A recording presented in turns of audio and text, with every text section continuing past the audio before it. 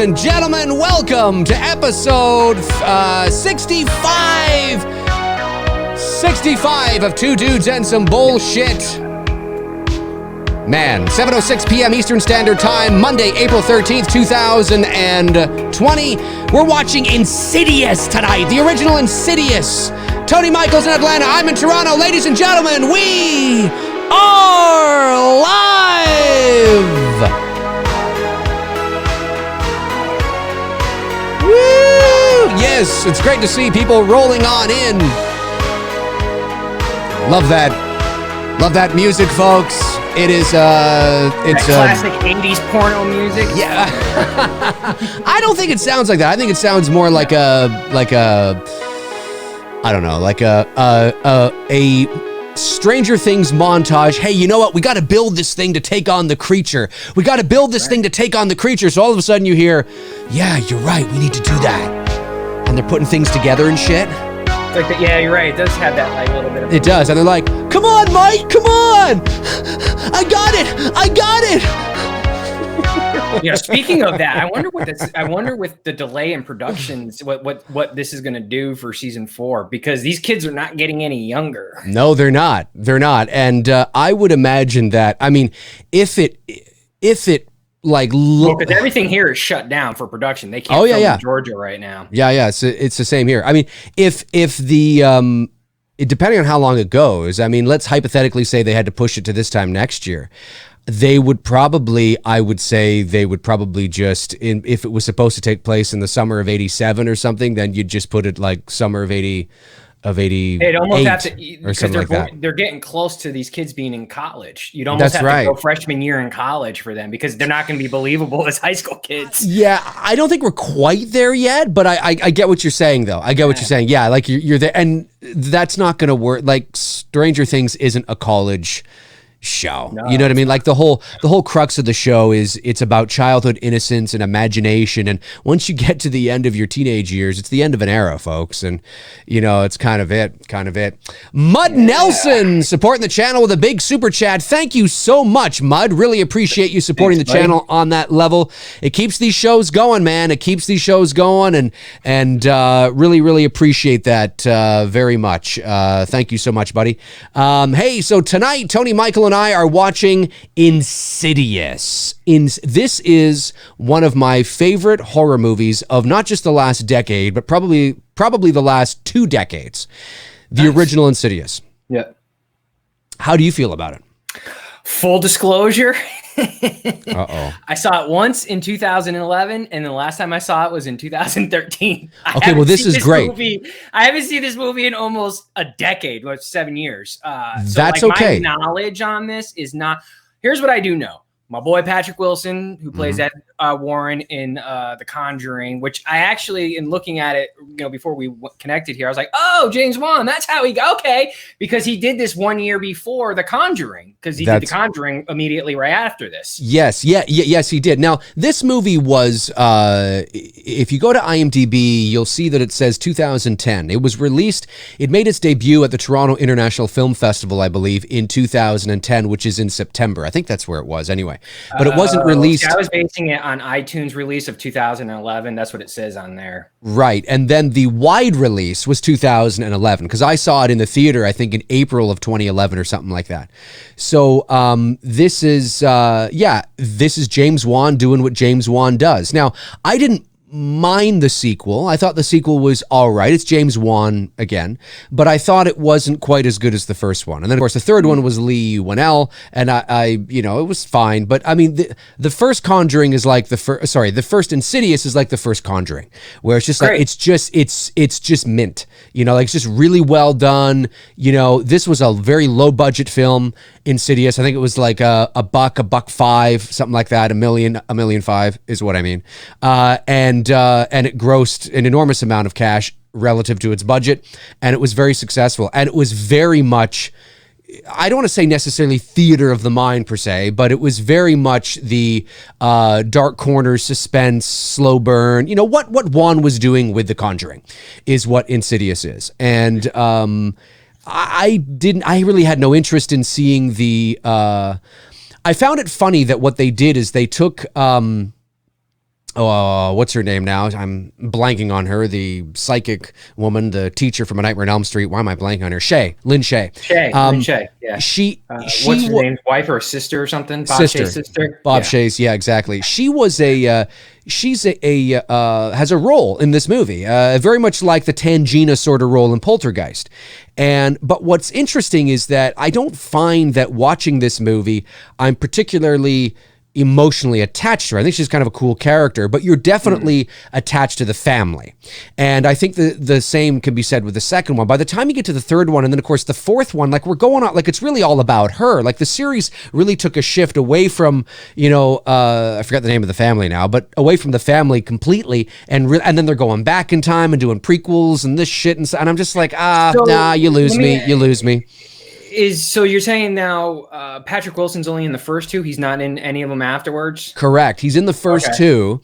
And even the second one, I think, is a bit of a prequel, if I'm not mistaken, a bit of a prequel to the first one, something like that. I think, anyway, or maybe it bounces back and forth. Again, I haven't seen them in a while. See, I haven't seen the second one. Is it still based on his character as the focal point? I think so. Yes. Oh, yes. Okay. Yeah. Like Rose Byrne is in it, and But it's like watching The Conjuring 2, where you're like, yeah, it was okay, it was good, it was good, but the first one's still kind of like there. You know what I mean? It's that first Conjuring. Because Juan directed the second Insidious as well. So I mean, it's like you have that Juan effect, right? Where it's like, yeah, it's good, but not quite as good as the first one. And then the third one was directed by Lee Winnell, who of course is Juan's buddy, and who directed Upgrade and just directed The Invisible Man. And so the third movie is, although not as good as the first one, or maybe even the second one, it's pretty serviceable. It's like, oh, this isn't as bad as I thought for a third part, because most third part, it's, you're getting kind of, but the third one, it's like, it's not that bad. It was all right. The fourth one, The Lost Key, The Last Key, whatever it's called, I didn't even bother seeing, because now it's all about, Lynn Shay's character, and it's a prequel to it does what horror fucking franchises do. You know what I mean? And they just do what they do. They make up shit for and they're trying to build mythology for the sake of continuing it on. And I just think this first Conjuring was beautiful. It was, and I know it ends on that, but it's like, wow. I mean, imagine if but hey, I'm like you. I haven't seen this movie in probably about 5 years. So I'm kind of like, wow, I got to like I said, I've only seen it twice. So it's not like, I have I'm going to be on top of this. I don't really remember much of it. But I do remember back then in 2011, 2012, when Insidious and Conjuring came out, I thought that this was going to begin this new generation of horror films. And then it just kind of died, like silently, quietly. Like you had this cool movie Insidious, you had this great movie Conjuring, and then nothing. You know what I mean? Like Juan had really started a good, I don't want to say paranormal trend, but you had that kind of paranormal demonic type thing, right? And then it just like plateaued really fast. You know what I mean? Like you didn't get a couple more films, some individual original films that followed it. It just became the sequel or the Conjuring universe and whatnot. And it just, I don't know. Like I thought we were beginning something in the early 2010s. Yeah. You know what I mean? To now but the decade just didn't pan out that way. I mean, do you agree or disagree? No, I agree to a point. I mean, obviously horror is evolving, and I think it's maturing. I've said this before on the channel, not that these films they're very supernatural, but the slasher genre especially is a, it's not something that I think will ever sort of, for the slasher genre to come back with any originality, it would have to reinvent itself again, like it did in the mid 90s. And because the slasher genre at its core is a B movie at its best. I mean, when the slasher films were really popular in the late 70s, early 80s, that just kind of was horror. But it's always been sort of a B movie at best. When I say B movie, I don't mean bad. I just mean that it's sort of it's that independent, lower budget kind of vibe. And horror is always evolving. It will always be a niche part of the motion picture industry in terms of its genres. And lately, I think horror is moving in more of a psychological direction, which I think is actually good. I think that's healthy for the horror genre, because if I don't think slashers typically are going to get the respect and the cred that maybe we want the horror. Just for us fans, for us, this is our Captain, America, Iron Man, right, whatever. exactly. That's how we look at these characters. Right. But when you look at, films like Hereditary or Get Out or Us, and depending on where you fall, whether you like one or you don't like one, the psychological realm to push it in that direction is exciting, because it gives you more, because that really is what's scary at the end of the day, is being able to tap into the psyche of the audience and play with their mind to scare you before you see anything particularly scary on screen. That really is what's frightening. I mean, blood, guts, and gore may be gross, and it may be like, of course, the thought of a guy with a chainsaw, of course that's scary, but I mean, it's not, I don't ever watch a slasher movie going, oh my God, I'm so scared. No, I don't, but there's been a lot of psych thrillers I've watched where I've been like, man, that's fucked up. Like it's creepy. Like I feel kind of creepy just watching it, or just kind of the shots or the mood and the angles and the, that's where I think horror is going. And I think Juan started something, but it never really go, because then you got the movies like It Follows, which, like you said, it's a psychological thriller. Us, Get Out, all psychological thrillers. Invisible Man, I guess we could probably put in that category. I haven't seen it yet. I don't know, so I don't want to speak totally out of term on this. And you're coughing. Are you okay, dude? Do we got? I am. I just choked on a bit of water. We got to mask up or something here. Choked on a bit of water. Went down the wrong tube. So I'm not saying that horror has been bad over the last decade. No. It's just, we started something with Insidious and The Conjuring, and I thought like, okay, maybe this is going to be the run. And then, like you said, it got into more of this psychological stuff. I know Sinister was in there, and Sinister is a good sleeper film, and there's nothing wrong with it. Sinister is a good movie, actually. But it didn't reach that pop culture status like Insidious or like Conjuring did, where you had more of like a mainstream crowd with the horror crowd going to see it. Sinister is really much horror fans. It's for us, But yeah, I agree with you. It would have been interesting to see some other creative ideas in this, Insidious, Conjuring, genre, but it never really developed past that. No, and I think they tried with Annabelle and The Nun, but the problem is that those are auxiliary players. They're complementary players. They're supporting. They're not interesting enough to make an entire. I mean, can you believe that we've had 3 Annabelle films? I mean, like, what? Okay, 3. And there haven't even been 3 Conjuring movies. No, right? So there's about to be, but I'm just saying, it's kind of like, what? I mean, I'm sorry. She was creepy. And The Nun, and I never would have been like, oh. No, The Nun was such a bad execution. Yeah. Going down, doing the whole Romania Abbey, shit. It was just like, no, it's not scary, to me anyways. I think that the execution of that story could have been better. It had potential. Oh yeah. And it just fucking fell apart. The Annabelle, honestly, the only one that I really enjoyed was the last one. And that could have been their one-off, and that would have been enough. You've got your 2 key characters with Vera and Patrick. Okay, even though they're not the stars of the movie, they're there, which connects it to The Conjuring. You got the whole, adventures and babysitting with their daughter and the Annabelle story. And that would have been enough. And like, they do 3 of them before we get even 3 Conjuring films. Didn't understand that. 100%. But this first Insidious movie, I saw this in the movie theater when it came out. I was killing time between VO sessions. I was downtown Toronto, and I had about 3 hours between sessions. So I went to the theater at Dundas Square, which is like Toronto's Times Square. There's a movie theater there, and went in and watched this movie, and I was blown away. I was like, oh my God, this is the kind of horror that this is what I'm talking about. You know what I mean? And so let's where are you at again? How many seconds in? 38 seconds in. It says Film District presents, but Film District has a little bit of a drop shadow, kind of a wonky drop shadow behind it. Okay. Yep. You got that, everybody? Lining it up for those of you that are going to watch Insidious with us. I think I'm in the same spot because I have it, because obviously being here in Canada, does it say Film District? When I get to 38, it doesn't. It says a James Wan film, so I think I'm behind. I'm ahead of you. I got to go back. I'll go to here. Let's go to, yeah, let me go back here to play that. And I have, yeah, so you wouldn't have this in association with Global Haunted Movie. Okay, I'm about 26, but I think I'm at the same spot. Well, we'll figure it out as we go along. All right. All right, you guys ready? You guys ready? Here we go in 5, 4, 3, 2, 1. Insidious. Yeah, I remember leaving the theater from this movie and The Conjuring. Just those two movies probably are the two best horror movie experiences I've had in theater. Oh yeah. Now right now I have a James Wan film. I'm not even there. I'm at an Alliance film and Global Haunting. And oh, that's where you are. That's where you are. Okay. I'll wait. You let me know when you're at. Okay, so we do get the same one. Yeah, a lamp. A lamp's going to say James Wan film. James Wan film. Okay, now we're at the same spot. Starting to turn. Yeah. Okay, we're at the same spot now. Yep. Yeah. Okay, so we did. Okay. Yeah, this was a beautiful opening too. This is just the shadows and everything. This is the first Insidious movie on its own. Is terrific, creepy horror movie.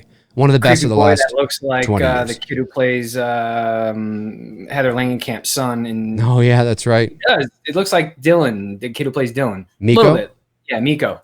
This kid in the movie. A little bit. Not like saying exactly, but there's I know what you're saying. I got you. Yeah, I love these opening credits. And look at that. You can see kind of it's like you're on like an amusement park ride and you're going through like a haunted house and you see the shadow at the window and you're turning a corner and you're on like the ride, and you turn the corner and there's the face. Oh my God, there's the face with the candle underneath and you're going towards it. Oh my God, you're towards it. You're going towards it. And all of a sudden it kind of goes black and you go down another corridor or something, and just Insidious with this gothic sort of ethereal kind of old school, like 30s haunted mansion music. I just absolutely love it. Oh my God, it's just great. Brilliant. The house was cool too. Oh yeah. And listen to that music. It's so great. This is the kind of shit. This is the kind of shit I'd be making. I love the black and white images. Yes. The way it's lit. Because these are still images. These aren't. This isn't video. This is clearly it's still photos. I can tell it's still photos. I can tell you. Barbara Hershey's in this. I forgot about that. And look at the shadow on the floor there. This movie. Yeah, Lee Winnell is in this movie. Like it's very Poltergeist-esque. There is no doubt Poltergeist was an inspiration for this movie, because you have Lin Shaye, who's the Tangina type character, Lee Winnell and his buddy, who are like the other two guys that come over. They're the parapsychologists, right? With the psychic, they come over. They try to examine the house and what's going on. There's a boy that sort of.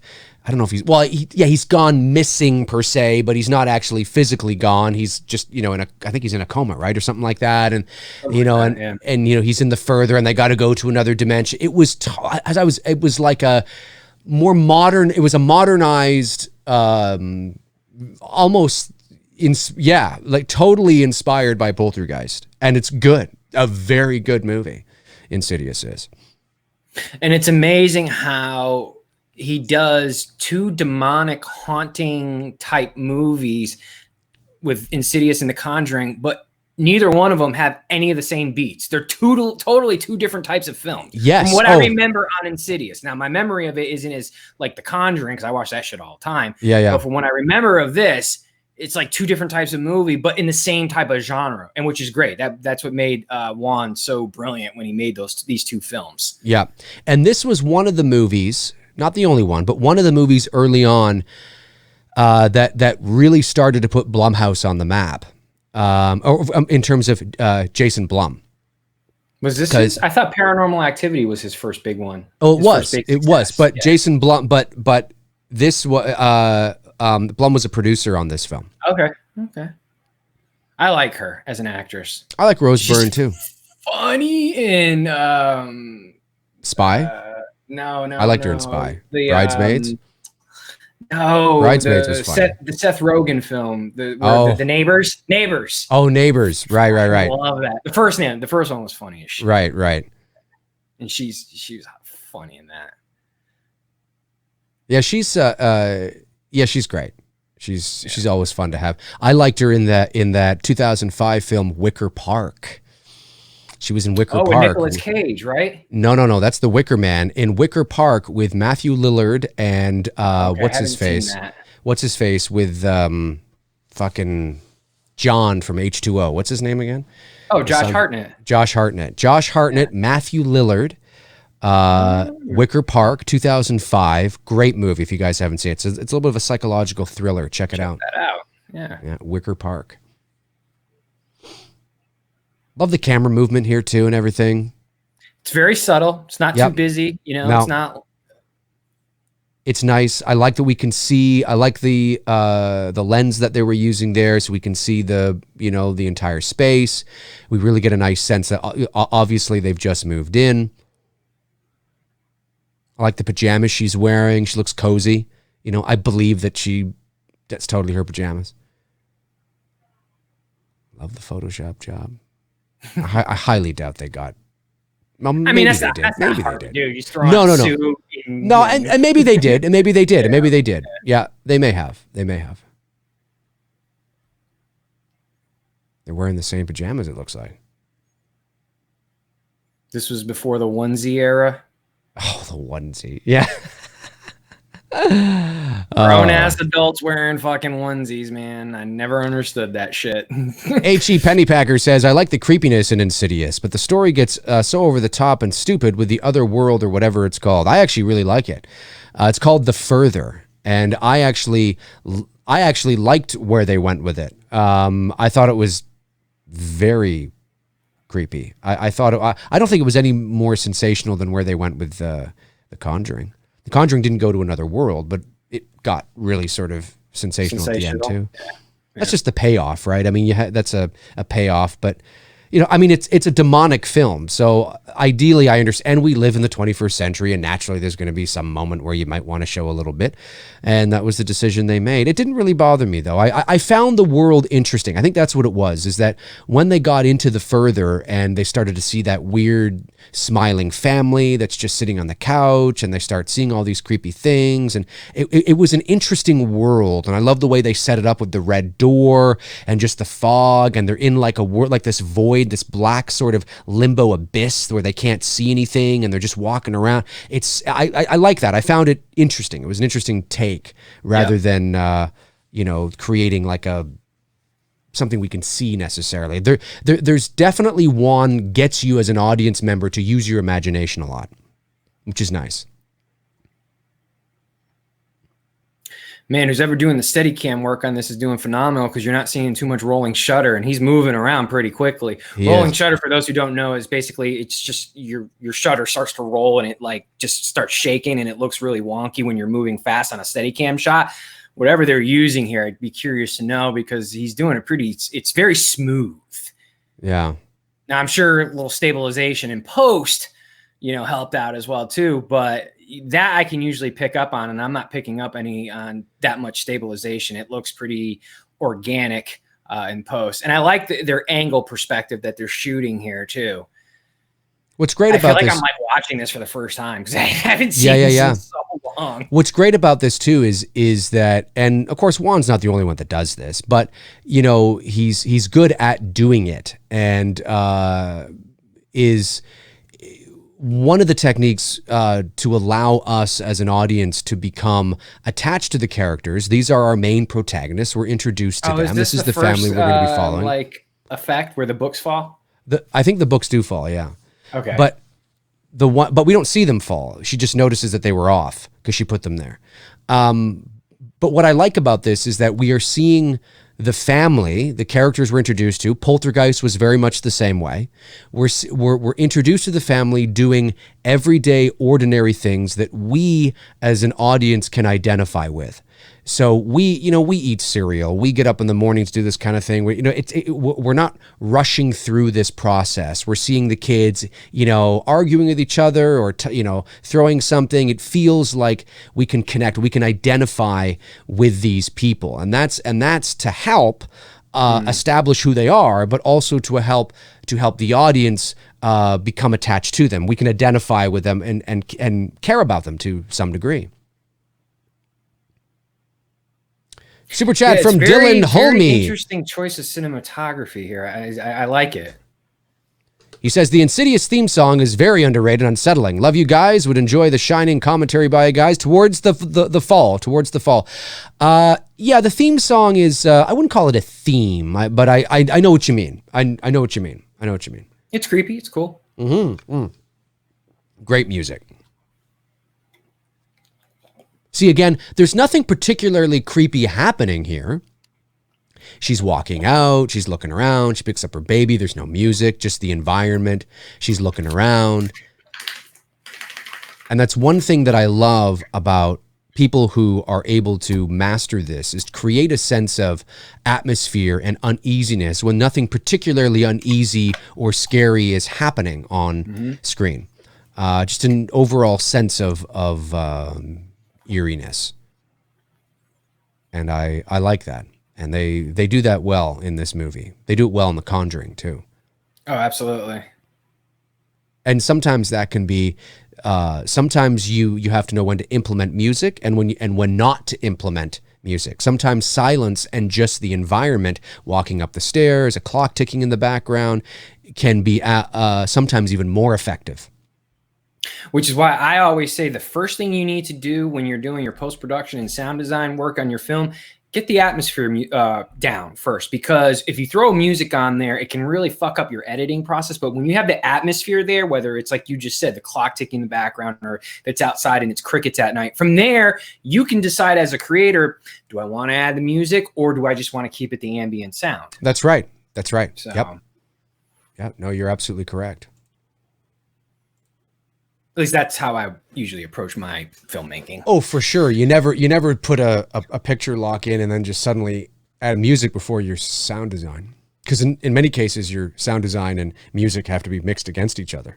Yep. God, he looks so fucking young. Like, not only does he look young in this, but when the short time between this film and The Conjuring, he maturely ages. You know what I mean? Yeah. But the films are so close to each other. But here, looking at him, he just looks so young. Now, maybe because they dyed his hair black in The Conjuring to have more of Ed Warren's black hair, because Ed Warren had black, like jet black. That's Elvis true too. Type hair. Perhaps. So maybe that made him look a little more older, and not older in the sense of like old age, but just more mature looking. Right. Because when I watch him in this, he looks like he's in his early 20s. But in The Conjuring, he looks like he's in his like mid 30s. Right. And this is only 2 years apart. Yeah. Well, actually, if the movie came out, it was released at TIFF in September 2010. It was probably shot either earlier that year, late 2009. So there's probably, I would say, 2 to 3 years between actually production of this movie and The Conjuring. Again, kid walking up, no music, just his little light. I think this is when he falls, right? He falls, hits his head or something. I can't remember. Something like that, yeah. Such a great movie. Fuck, I love this movie. Does he see something? I can't remember. If he does, I don't think we do, which is great. Oh yeah, there was a super chat that came in from Dylan Holme.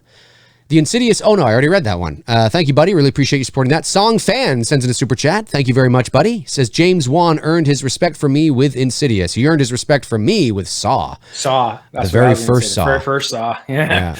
He directed the first Saw. Wrote it too. Created it. Wan created the Saw character before it got ridiculous. Yes, yeah, exactly. That is the definition of a horror franchise that got ridiculous. Oh yes, yeah. If there's ever one, Saw, Friday the 13th. We should do the first Saw. We should do a commentary. Yes, we should, because the first Saw is great. Yeah, so he had just fallen off the ladder there and hit his head, and I think he thinks he sees something. See, now look at this. He's looking into the darkness. It's very Conjuring-like again. Looking into the darkness. He sees something. We can't see what and you just hear like a sound. Beautiful. That's all you need. You don't need to see a fucking thing. You don't need to see a thing. And it gives you kind of like, and this music, this is it just classic, me? Or does the interior of this house look like the interior of the set of The Conjuring? It really does look like the interior. Like if you remember the interior set of The Conjuring, This house on their main floor there looks very fucking similar. I'd have to take a look, but you could be right. I'm wondering if the interiors are the same. I don't know if they'd be, it might be the same set and they move some things around maybe. Yeah. I'm not sure. Have to find, that would be interesting to find out.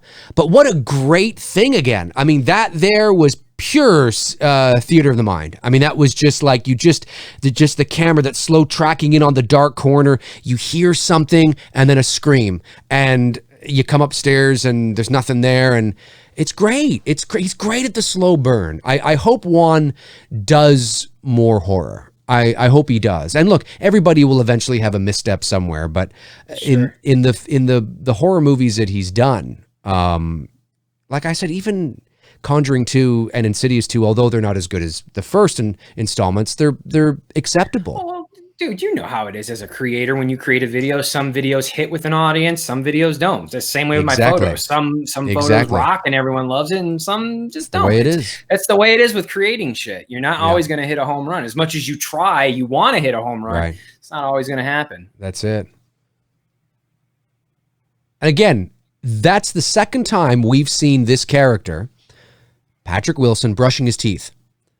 Loves brushing those teeth. Keep them pearly white. But what's important about that is it grounds this character in reality. Something he's doing that's relatable. He's putting some cream on his eyes, on the side of his face there. Why? Is it necessary? No, but is it necessary? It's not necessary at all. But it's a very real nighttime thing that some people could do, and it's watching these characters become real people. It was like that in Poltergeist. It was like that in The Conjuring. Whenever you're creating a horror movie, especially, you desperately need your audience to really become attached to the main characters. And if you don't, then you're just, you don't feel anything when they're in danger.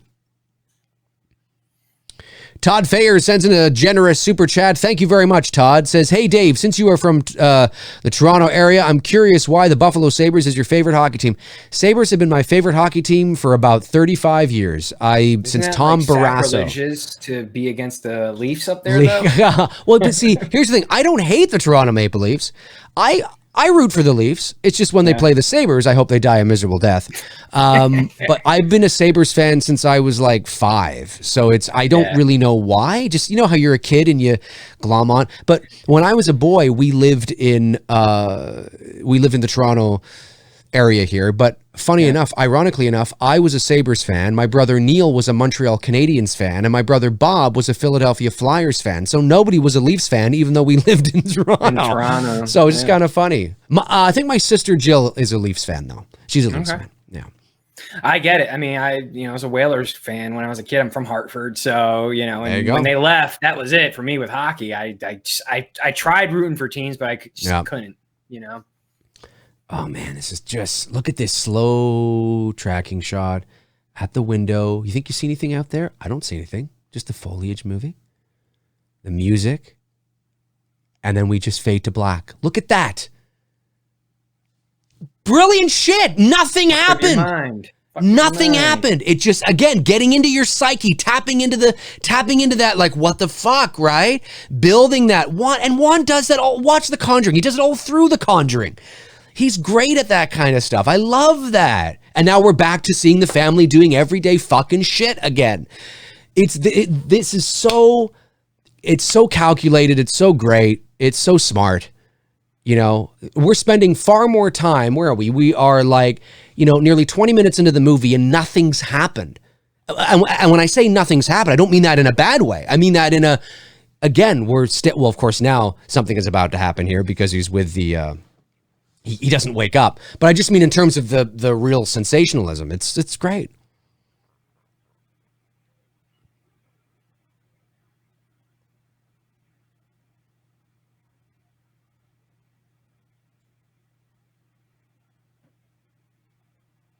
So he just goes into the coma. There's nothing that really, other than whatever happens up in the attic, that. Right. Well, and I think it's because he did fall off the ladder and hit his head. that is something that was written in. So there is that dichotomy. There's that, well, is he in the coma because of something paranormal, or is he in the coma because he hit his head? Because sometimes that can happen, right? You can get a concussion, and if you have if you hit your head severely enough, you can actually fall into a coma. That's why they say don't fall asleep. That's right. So this clearly, I like that was written in here, and I like the idea that now clearly he's not in the coma because of that, but I like the idea that there's this angle to it. There's nothing sensational about it. It's just he goes to sleep and he doesn't wake up, and it's like, what the fuck is going on? So it's very mysterious of whatever this is. It's very mysterious how it's got a hold of him, and it feels almost kind of like plausible in some weird way. You know what I mean? It's creepy stuff. I love it. Ryan McHenry says, how do you guys like Joseph Bishara's score for the Bishara's? Is that how you say? Score for the film? And how about that Tiny Tim's, tiptoe through the window? The music in this film is fantastic. Fantastic. It's terrific. And the tiptoe through the tulips thing is just, it's one of those songs you use during a creepy. I used it in my little short film I did in 2011. It's on my channel. I don't know if you guys have seen it. It's an old movie now that I did, but it's called The Intruder, and it was based on the first 20 minutes of the original When a Stranger Calls. I think it's about 17 minutes long, and I have tiptoe through the window, however it goes. I have that in that movie too. You can check it out if you want. It's on my channel. Just YouTube Dave McRae, The Intruder. It should come up. I think I did that in 2011, I think. It's a while ago. Same year that this came out. Yeah. Well, and part of the reason why I used that song was because I was inspired by it, right? I was like, why not? Yeah. That was a tough year too, because that was the year both my parents passed. Oh, they passed in the same year? Yeah. My mom died in July of 2011 of cancer, and then my dad died of a heart attack that October. What is she hearing? Hearing what sounds like voices, like male. Okay, no, it's definitely not the same model of the Conjuring house. It just has a similar look because of the staircase and how the staircase wraps around, just like the Conjuring house did. Right. See how when you look up, it's got that similar staircase style that the Conjuring house had, but it's not. It's just similar looking. That's why I was like, damn, did you film both these movies in the same set? I think this is, I love this here. See, she hears something and then it yells at her, I think. It's like, what the fuck is that? Why? That's creepy shit. That's creepy fucking shit. That's creepy fucking shit. Imagine you're in your house alone. You hear voices on a baby monitor and you're like jumping in the theater at this point and laughing, going, yeah. Because I love good jump scares. Oh, yeah. Good jump scares, not over. No, bullshit. But see this is not the kind of jump scare where it's the classic cliche where there's somebody walking backwards and then there's all this dead space here, right? This negative, space, and you can see it coming a mile away, and then they turn around and they bump into somebody, and either they bump into the killer or they bump into their friend, and you can see that shit a mile away. They're jump scares, but they feel earned. Right. You know what I mean? And they're not riddled throughout. He mixes it with genuine theater of the mind, which it feels, it's a nice sort of balance. And but can you imagine being in your house and you're alone and you hear the baby monitor and you're like, why am I hearing male voices? And all of a sudden you hear like, "Run out!" or something like, what the fuck? And your baby's crying. Shit, man.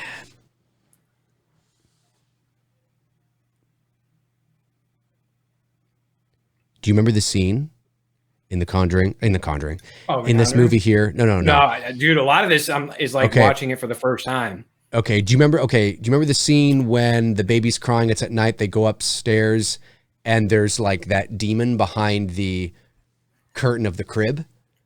And you don't even notice it at first. You don't even notice it at first. Oh my God. I'm sitting in the theater and I'm watching and they go in and Juan doesn't draw your attention to it. Like, it's not like a bum, bum, bum.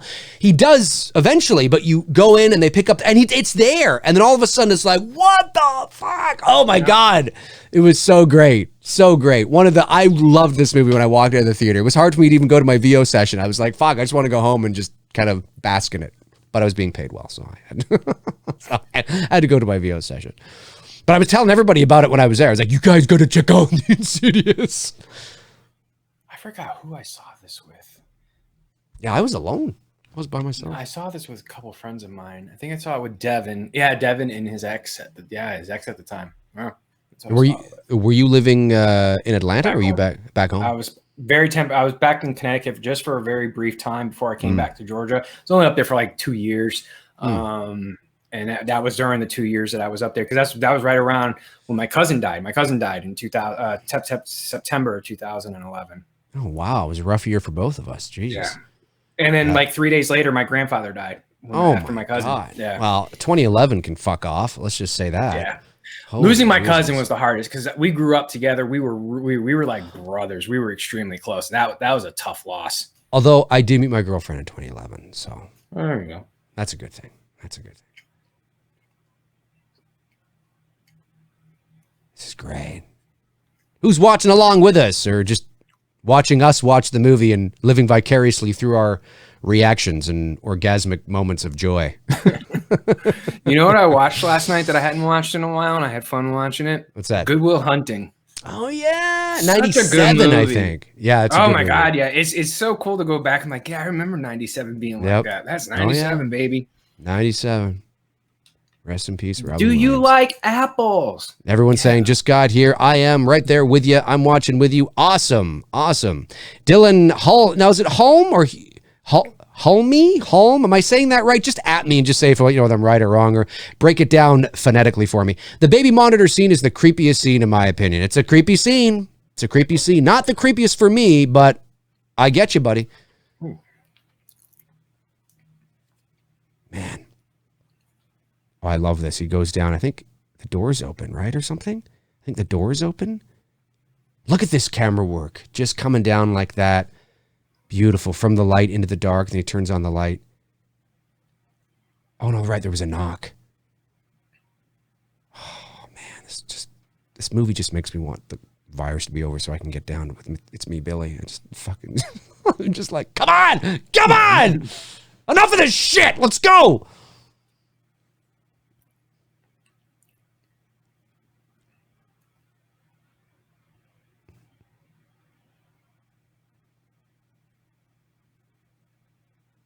No music. Nothing. Nothing. Not even atmosphere sound. Not even Silence. atmosphere. Silence. Beautifully done. Nothing. You can hear a bit of the crickets outside because he's opened the door to the screen door. Now he's going to close the main door. The crickets stop. Puts on the deadbolt. Or not the deadbolt, excuse me, the chain. Make sure the alarm is on. Putting it back, turns off the light. I mean, nothing. There's nothing. That's brilliant.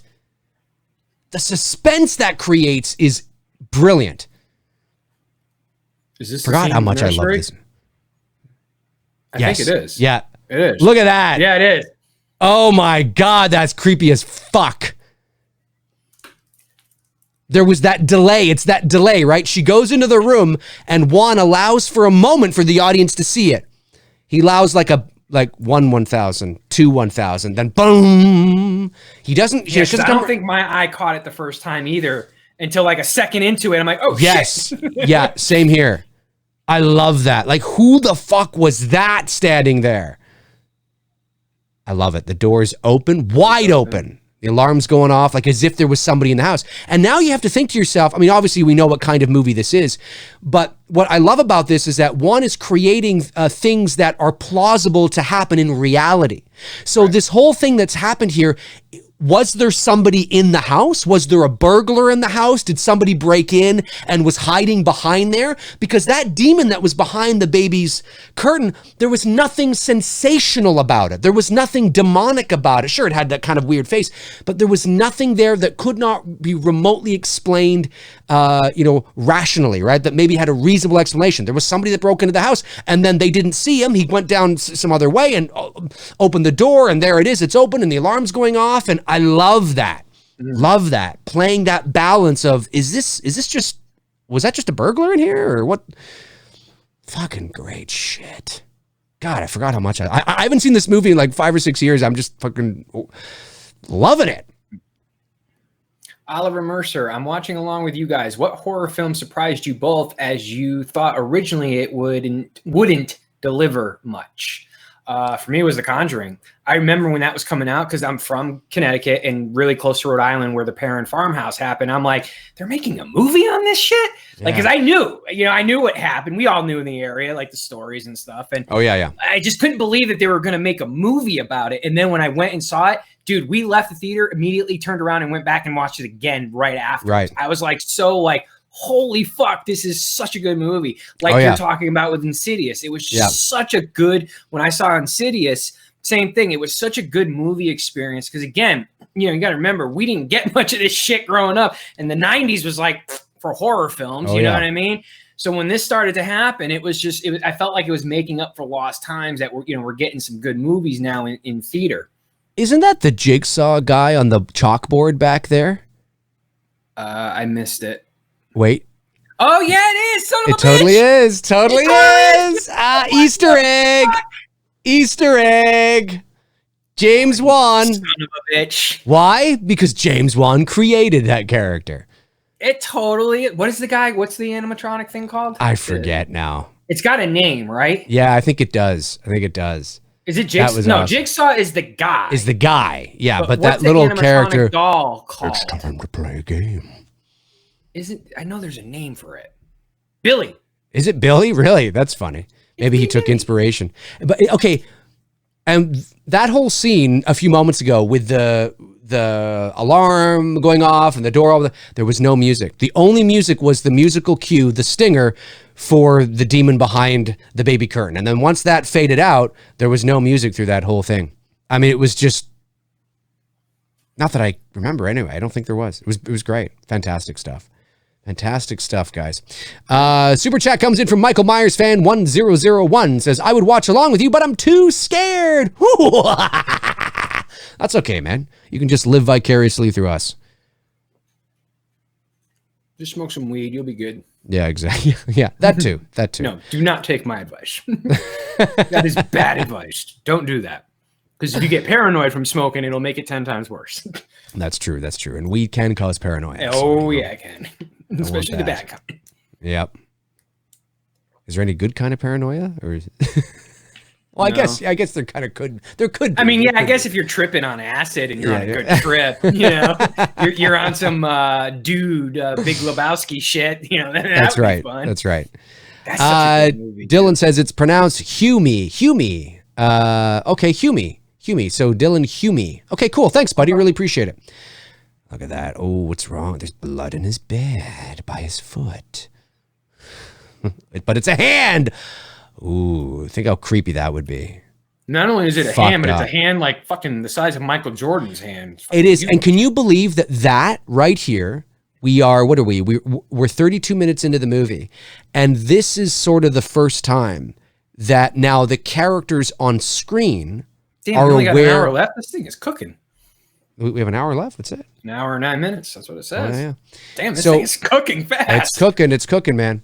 So here's the thing, is that the great thing about this is that that's the first time when Rose Byrne's character sees the hand, that's the first time that even a character in the movie is self-aware now, objectively aware that there's something strange going on. There's something else going on than just our son being in a coma because maybe he hit his head or something. Yeah. You know what I mean? Now, granted, she saw the evil demon behind the curtain, but it was so quick and so fast. And it ended with the door being open and the alarm going off. Was it a burglar? Did somebody come in and escape? And okay, it's not a big deal. This is the first time where it's like, wait a second here. Great stuff. Couple super chats come in. Reese Wilson says, hey, Dave and Tony, just watching vicariously through you guys this time. Got baked smoking a Big J whilst watching the Big Lebowski earlier. So I don't think I can handle horror visuals right now. That is funny. The dude. Watching the dudes. Thank you for supporting the channel, man. Really appreciate it. David Lee Barron says, fun fact, the demonic voice on the baby walkie-talkie scene coming up is actually saying, it's my money and I want it now. Is it really? Interesting. Is that what they're saying? And then they've sort of... Funny. I thought it said it was the boogeyman. Yeah, it was the boogeyman. I watched your video on that. Did you watch my video on that? Oh, yeah. You won't believe that there are still people today convinced. I otherwise. know, because I saw you updating your shit on not on the video, but on the community thing. Like, are people really riding him for this shit? Like what in the hell, man? Well, there are people that like I even try to sort of say that there's a reason why it actually is that. Although it may not sound like it, there's a reason why it is. It's not just that is what it is in the script. It makes sense for her arc. You know, it doesn't make sense for her to ask the question, was that the boogeyman? Because that's not how you complete an arc. Story would be, you know, she's denouncing the boogeyman to Tommy throughout the whole film, and now she's realizing it was. It's her moment. It's her epiphany. It's Laurie's moment. Oh my God, it was the boogeyman. You know, and that is what she actually says. That's what Jamie Lee Curtis said. She said too, but obviously it just gets lost in the performance. But there are some people still to this day that. That's right. That's right. And Loomis isn't answering a question. He's just basically saying, "Yep, you're right." You know. Look at that. This is so great. What a wonderful slow burn. Now, is this his dream, or is this him dreaming about the whatever? What's the place called that they go to again? The Further. The Further? Is this him, or is this the kid dreaming it? It's hard to know. I haven't seen this movie in a while. I think we start to see something. Okay, we're going back to the window there. Right, the hands. Yeah, the hands. Nice reverb. Really good execution on the reverb, yeah. Yeah. Not overdone, just enough. Just enough. This has got like Poltergeist woven in. It's got Amityville Horror woven in. It's got everything. It's just like a real 153 on the time. I think that's just innocuous. Just letting you. Is that 1 or 11? Oh, maybe it's 11. Could be 11. It's cut off by the frame there. Could be 11. I love seeing. Look, I love that. Look at that. Just that character walking by the window, and of course that's the same demon that walking by the window again. Love this. Oh, song fans. Yeah, we did miss your super chat. Sorry, buddy. I caught up to it. Yeah. It says, Dave, please watch chapter 2 next. It blew me away. Chapter 2 of what? It? I think song means Insidious, probably. Okay. Oh, I love that. There you go. Now we're into the. And that's not even sensational, but now it's like that's the most sensational thing we've seen in this movie so far, and it was beautifully done. He's walking outside, and all of a sudden he's in the room.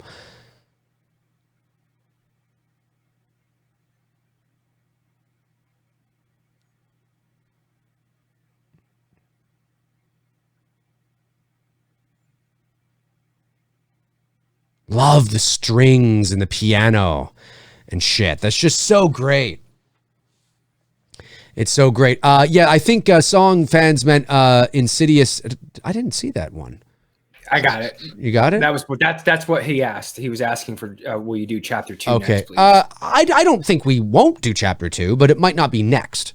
No. What's next is it's going to be special. We got a special one next that you guys are going to decide. Yes, exactly. David Lee Barron sends a super chat. Thank you, buddy. Fun fact, you can see the ghost boy rack focused facing the wall as the mother walks past him. It's right before when she sees him dancing. Oh, yeah, no, I've seen that. Yep. No, seen that, David. Definitely seen that. Caught that when I first watched it in the theater. Almost Brock sends a super chat. Thank you, buddy. Says Rob Zombie's my favorite director. H7 is my fave. H2O is an H7? No, I think he means 07. Halloween 07. Yep, Halloween 07 is his fave. And there is what's her face? Oh, is this the scene where it's coming up soon anyway, where Patrick Wilson's character... They moved? They don't stay in the same house? I thought they stay in the same house. Oh, they... No, wait I thought it was always... Okay. This is what I mean. I haven't seen this movie in so fucking long. I didn't realize they moved. I thought everything was in that house. Yeah, for some reason I thought that too. And wait a minute. So they move again. Right, they do. And then, but I think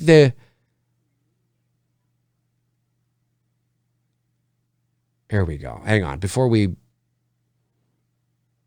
Yeah, because I was confused for a second because I thought everything took place in the main house there, but now we're in a new house. We are in a new house. That's a good song, by the way, the one that's playing right now.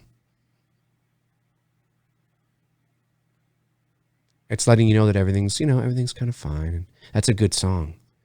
Right, I forgot about that. No, it doesn't. Here comes the boy. Boy will be on the left, I believe. Right there. Yep. Beautifully done. Beautifully done. Didn't draw any attention to it. The kid didn't move. I love how she's totally clueless to it. Totally clueless. What a and it's all done with the steady. That's great. And it goes on further. Of course, then you get the tiptoe through the tulips thing happen.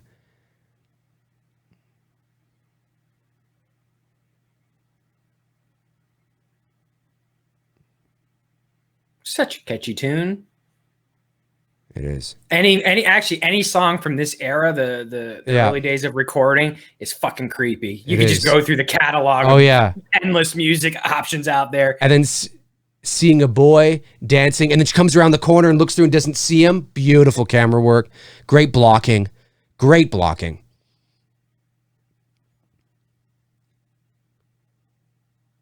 Yeah, camera moves in, doesn't cut. She goes in there. I think we cut in there now. We'll see her face, I think. Johnny T, hey, all horror fans, has anyone seen the movie Lights Out? And if so, do you give it a thumbs up, thumb down? Yeah, thumbs up. If you're talking about, what's his name? Sandberg's? David Sandberg's Lights Out, yeah. Lights Out, yeah. That was good. That was really good.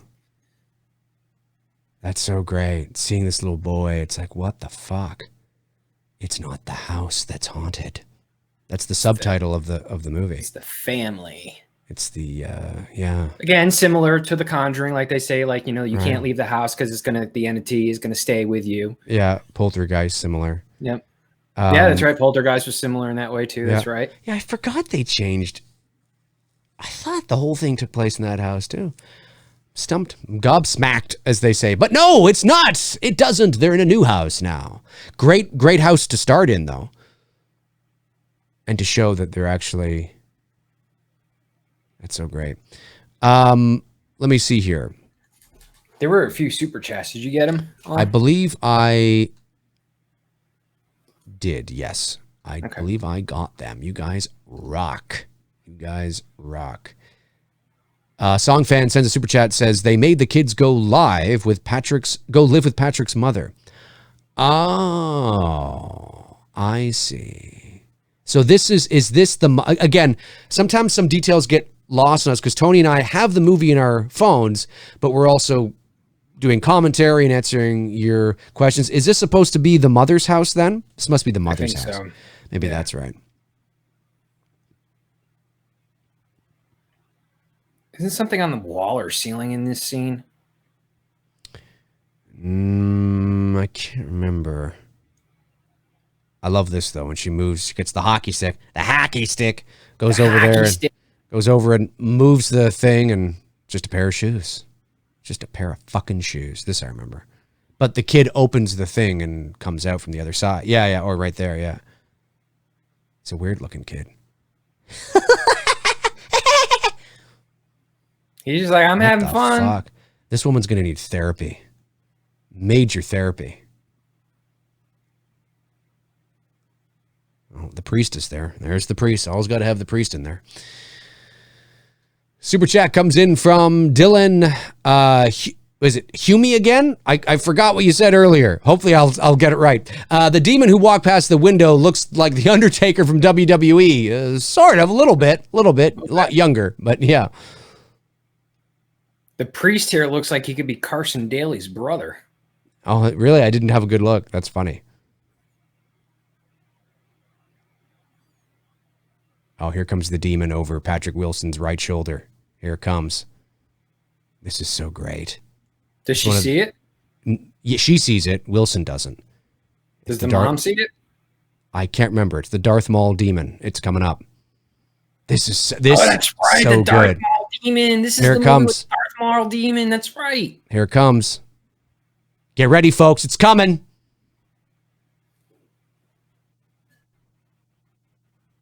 Look how the tracking shot is moving in on. Oh, okay, now we're back. We're back. Maybe it's the mother that sees it. Is it in the painting? Is that what happens? No, it's like right there. He's going like right behind him like that. You'll see it in a sec.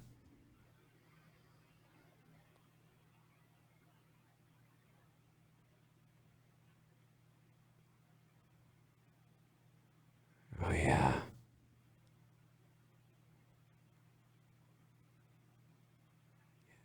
Yes. Yes, you could. Dalton, that's right. That's a good name. Original. Very country boy name. Yeah. They got a lot in Georgia and like Here in comes the South. Dalton's a very common name. the door opens, and this is when you see kind of like the shadow. I love this. Standing there in the corner. That's great.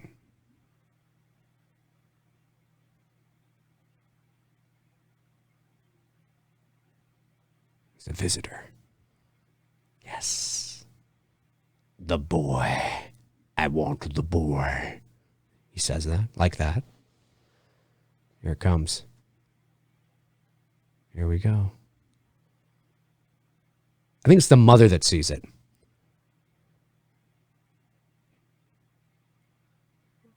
Yeah, that was great. That was great. That was great. That was great. And he's like, what? See, you can do daylight scares, man, and it's effective. Oh, yeah. That was Doesn't great. always have to be at night. Yeah, I remember seeing that in the theater thinking, what the fuck? That was great. That was really good.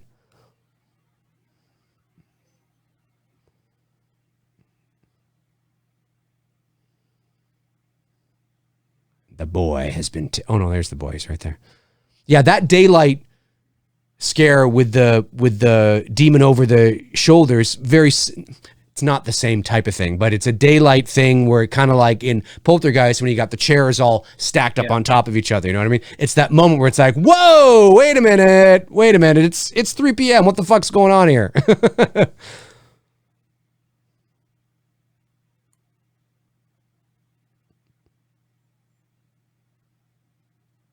There's Lee Winnell.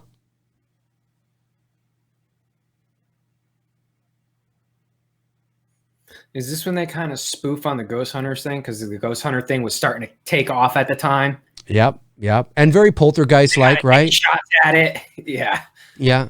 They bring, because these are like the two, and then they bring what's-her-face in. And you know what show I did watch, though, at this time when this movie came out? I don't know if you remember. It was called Paranormal State. Oh, I remember Paranormal State. Yeah, that was all right. That was. I remember Paranormal State. Yeah. I remember that show. Song Fan sends in a super chat, says, Patrick's mother is familiar with seeing ghosts because she went through it with him as a kid. Yes. Oh, I know. We know. We've seen the movie before, Song Fans.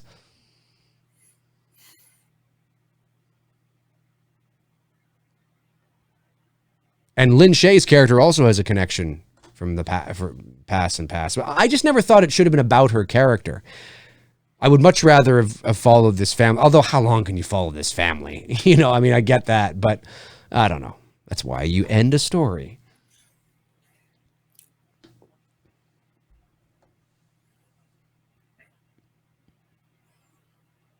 This guy's so serious about it. He doesn't like when people joke around with him.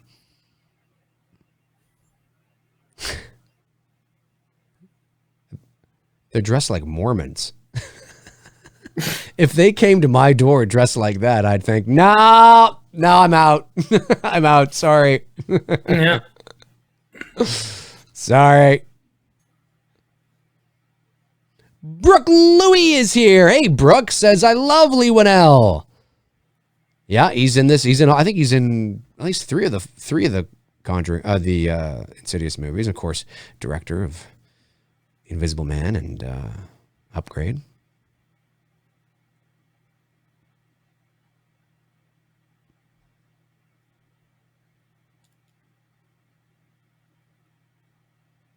It's funny how they I'd love to pick Juan's brain on this. You move from a house that is very atmospheric, right? Right. Stereotypically almost. Right. To a house that is more, not quite as, it doesn't have, that's great. That's great too. Doesn't have quite as much character, maybe a little more normal. That even jumped me a little bit for a second there. I was like, oh shit. That was cool. But I like that we've gone into what would be considered maybe more of a normal looking house rather than, sure. I like it. It's definitely an interesting decision. Yeah. To take it from one location and move it to another. Yeah. It's gutsy. It's a gutsy move. Right. Right. And one could argue that you're going, in terms of setting, you're going backwards. There she is, folks. She still looks the same. She looks like she did in Nightmare. Mm-hmm. Mm-hmm.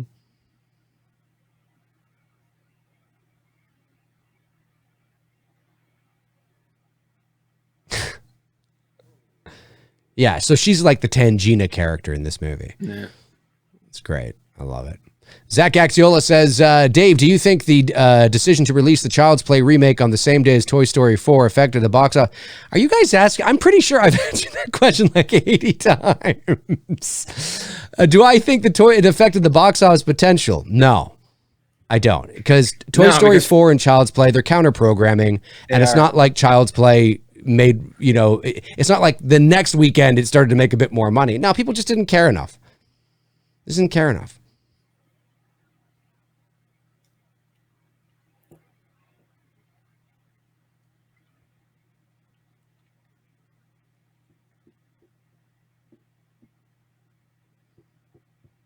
In other words, I don't think if Toy Story 4 had not been there, it's not like Child's Play, would have been $100 million film. No. No, it might have made a little bit more maybe, but it's pretty marginal. It just nobody cares. People. We have to remember that the horror genre, it's a very niche area, right? And it's not a lot of people. And it's June, too. So, I mean, it's just,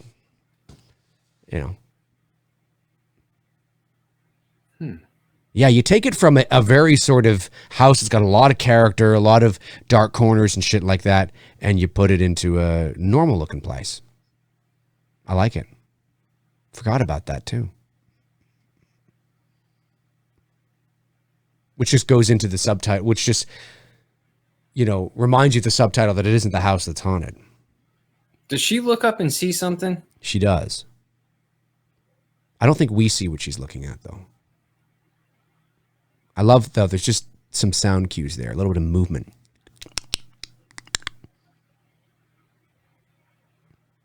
I don't even think I would have done that. I don't think I would have done that. I don't think you need the sound. The sound, like when she's like, looking up the, don't need it. You don't, we know that you don't need it.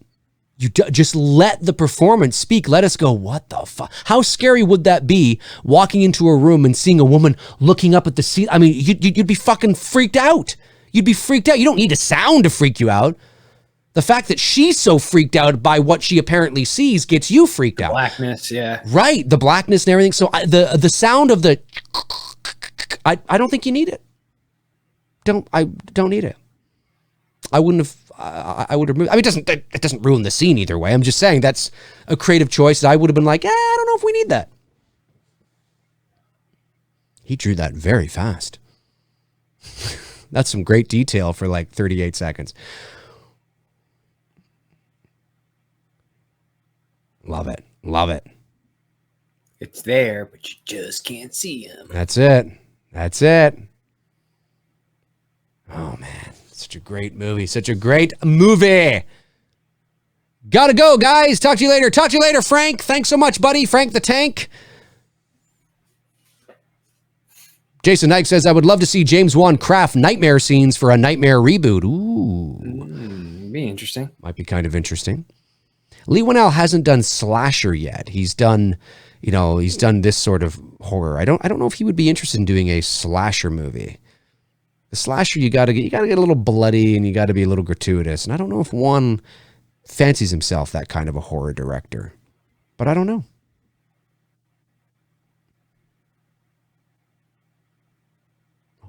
There's the subtitle. Spoken in the movie. Oh my God, that's amazing.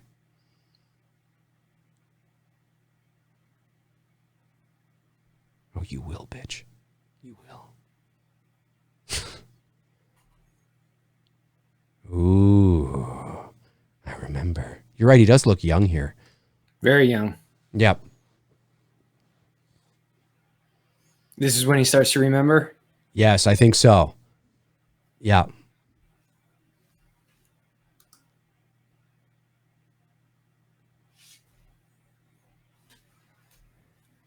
Astral projector.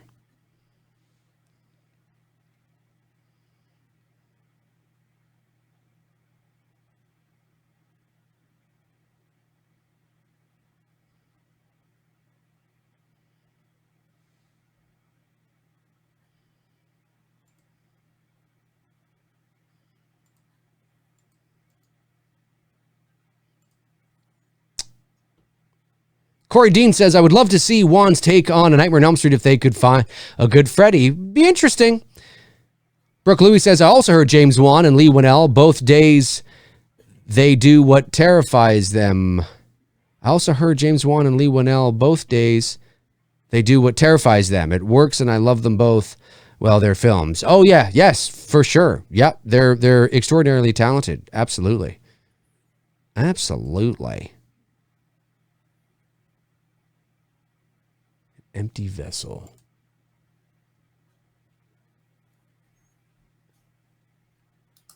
They can smell it. They can smell it.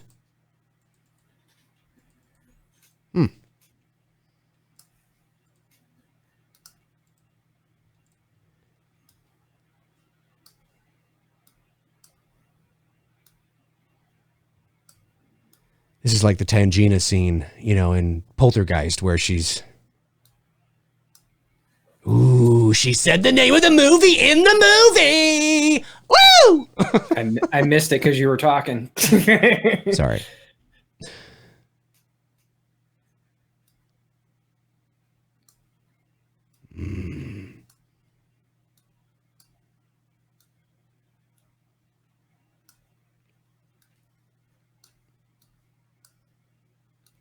You know what's too bad, though? That the demon, unless the demon, the Darth Maul demon, is in the Insidious Chapter 4, which I haven't seen, he never makes he never makes an appearance again beyond Part 1, which is a little unfortunate. Really? Because I think he could have been, you know, I would have ran with him. They don't use the Darth Maul demon again in the sequel? I don't think they do. I don't think they do. And I don't think they use him in the third one. And I think at the end of the second one, I think it ends with Lin Shaye's character looking up at the ceiling or something, and you hear the sound that character made, and then it cut to black, and you were like, "Oh my God, is this gonna be?" And then he wasn't in the third one. I don't think he was. Was he in the third one? I haven't seen it in a while, and I haven't seen the fourth one. Maybe he was in the fourth one. I don't know.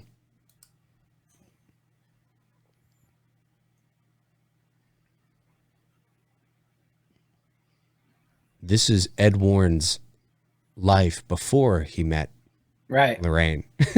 Exactly. This is Ed Warren right here with his ex-wife.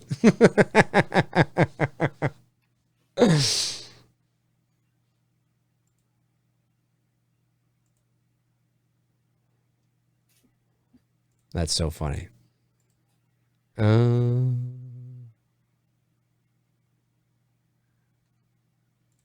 Scroll down.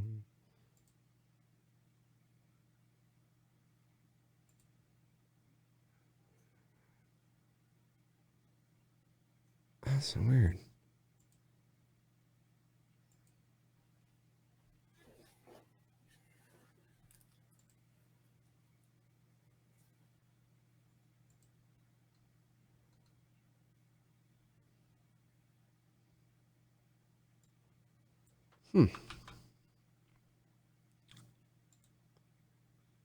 Let me just and he gets that way because now he's protecting the house because he's channeling or some shit or whatever the fuck it is. Right. Well, yeah, because he started to remember, right? He started to remember, and it started to sort of come back to him and whatnot. So he was really, yeah.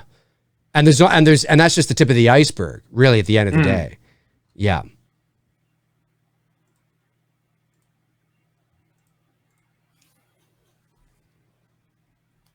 I forget what movie I first saw Patrick Wilson in. Might have been this movie. I don't know. For me, it was this movie. I don't really remember. I might have seen him in something else. I just don't remember it. Yeah, he's been in other stuff before this, obviously, but I can't remember what that was.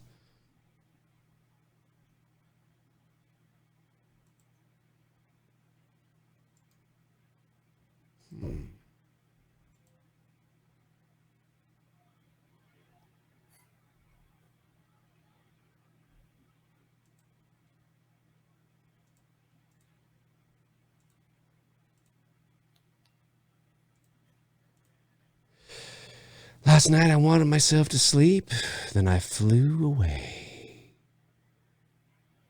Flew away. He can astral project like his father. It's in him. It's in him.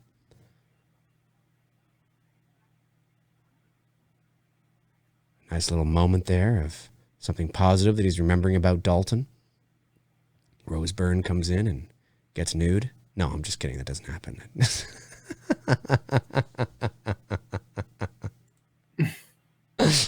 gets naked. All of a sudden, it's like, what the hell is going on here? What kind of movie is this?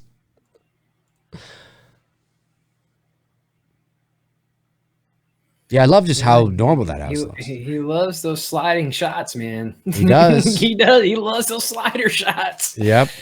I've probably counted at least 20 in this movie. Yeah, put it on some dolly track and just away you go. I love this. Remember it's a cool montage. It is. Of them setting up the house and whatnot. Yep. And I think this is too where Lin Shaye puts her puts like a big contraption on her head with a big, like it looks like she's got a scuba mask on or something, or some big gas mask or something. It was a nice sort of like, wow, this is really fucking intense, you know? Yeah. So are they doing a seance or Ouija? I think it's some sort of seance they're about to do. Okay. I don't fuck with that shit. Nope. Nah. I love to be scared. I'll go into places that are quote haunted and stuff and whatever, but seances, nah. Voodoo shit, nope. I don't fuck with that shit.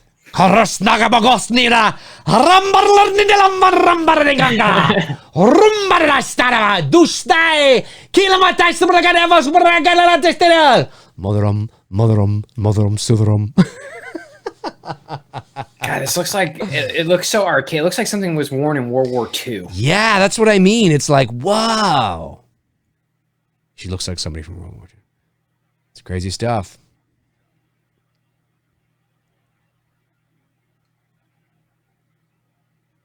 Yeah, she can hear. Yeah, they can hear it. That's great. Robert Kitzmiller says, surprised they didn't just make a movie about the Darth Maul creature. Nah. Yeah, I'm kind of. Oh, you mean like a spin-off? Yeah. It was ripe for that kind of shit. Gary Rangel says, does Leigh Whannell get the main credit for creating Insidious or James Wan? I think Leigh Whannell because he has written all the movies. Well, it depends what you mean by credit, right? I mean, do you mean like a writer credit? I don't know if did Wan help write this movie, or was it just Leigh? If Leigh wrote it, then obviously Wan wouldn't get a writer credit. But it depends on who. You'd have to talk to them. I mean, you'd have to find out from them personally, did they both come up with the idea and then Leigh just decided to write the script on his own? You know, who came up with the idea? It could have been Wan. It could have been Leigh. It could have been both of them.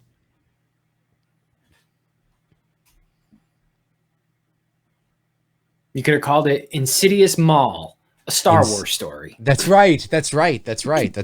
Insidious Maul, a Star Wars story. That's it, folks.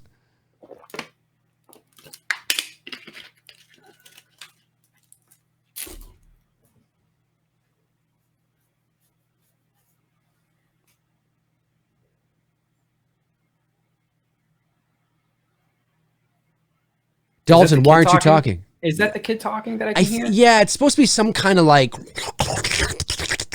Yeah, it's like I'm hearing something, but I can't make out what I'm hearing. Right. That's right.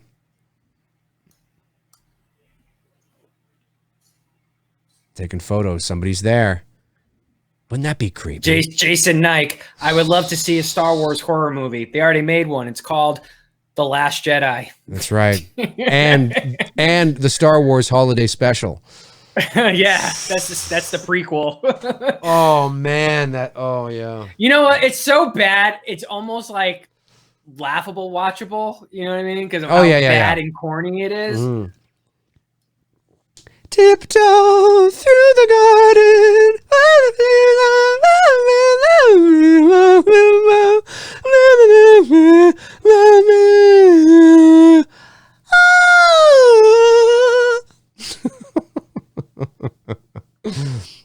Shut up, McRae! Oh my goodness. I got to get that on my board here. I forget who said that the other day. Said, Dave, you got to have But Dave and a bunch of fan sweaty nonsense like sound clips on my board. So I could just hit it. But Tony! That's what I'll throw that one on there too.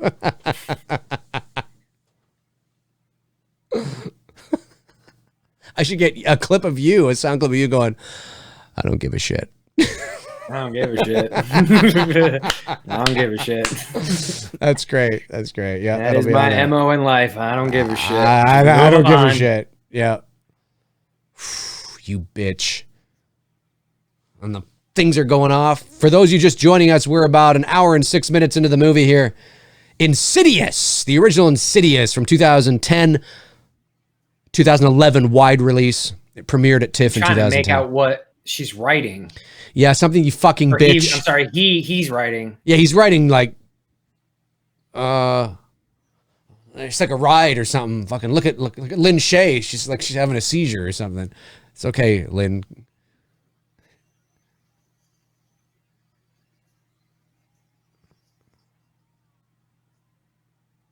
I love the POV through her through her goggles there. Yeah, that's nice shit. Yeah.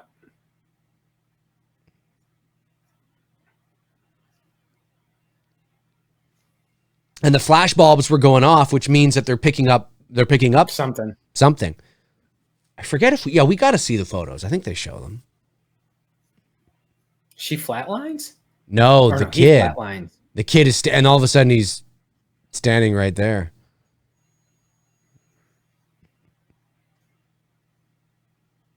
That'd be scary.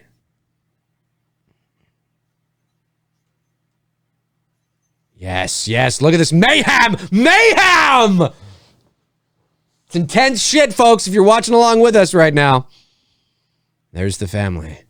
Tiptoe through the window. Oof, that's some fucking shit.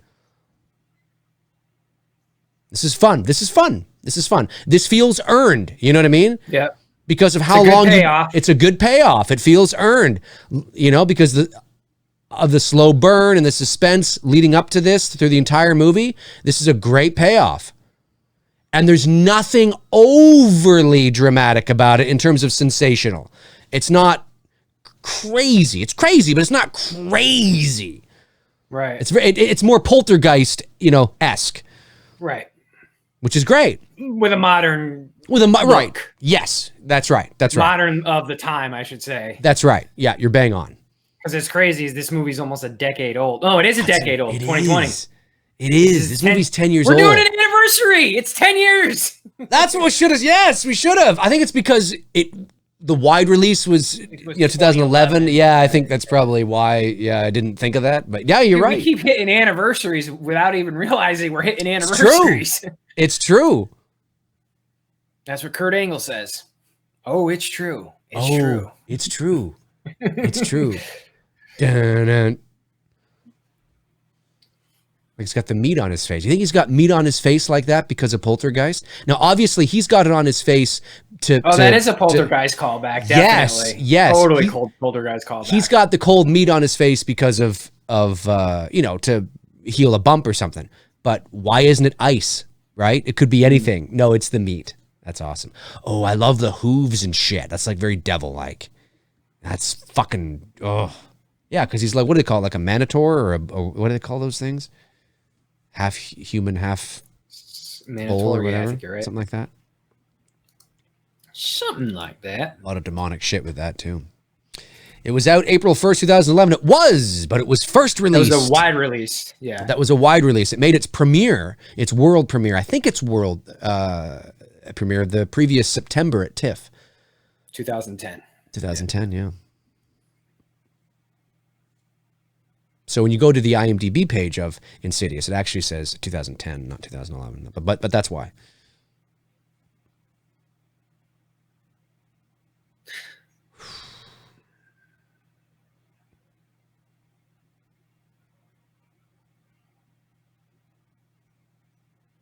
Ooh, runs in the family.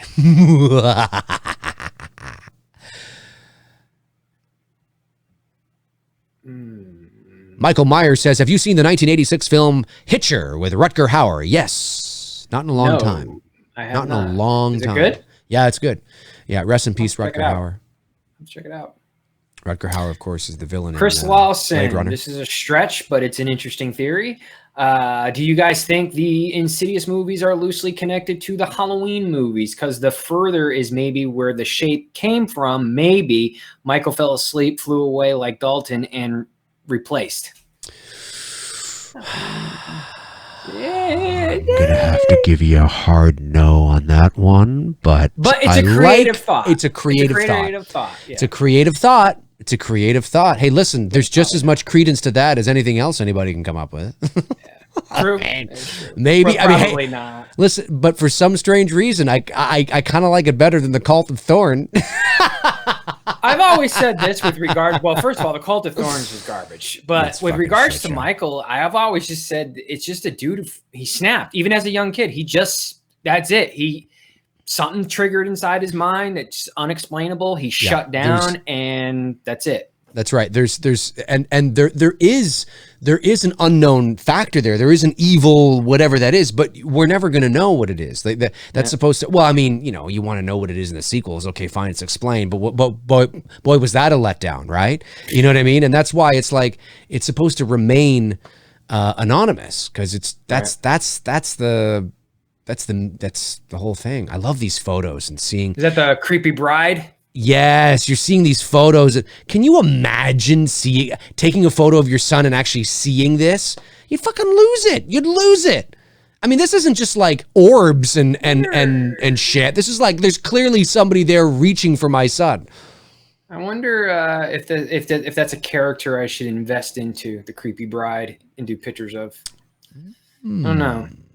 It's a lot of work because you're talking about prosthetics going on someone's face. That's and true. Shit. I don't know if I want to make that type of investment. That's true. That's true. Maybe.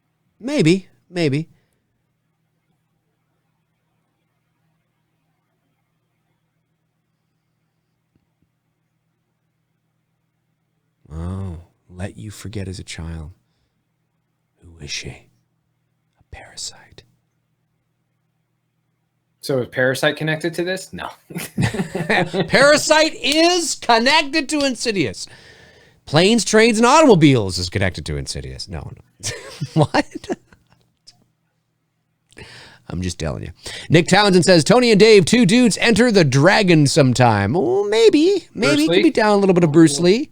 Bruce Lee action? Maybe a little bit of Bruce Lee action. You never know. You never know. I'm just going to go back and make sure I didn't miss any super chats. Where is the live? There we are. I don't think I did. No, it doesn't look like I did, which is good. Don't want to miss any. Oh, no, we have Song Fan says, I need a chapter 5 with James Wan back to direct. Song Fans, thank you for the super chat. I did miss that. That would be interesting. Song Fans also says, Patrick's mother. Oh, no, we got that one. Sent through as a kid. Right, we got that one.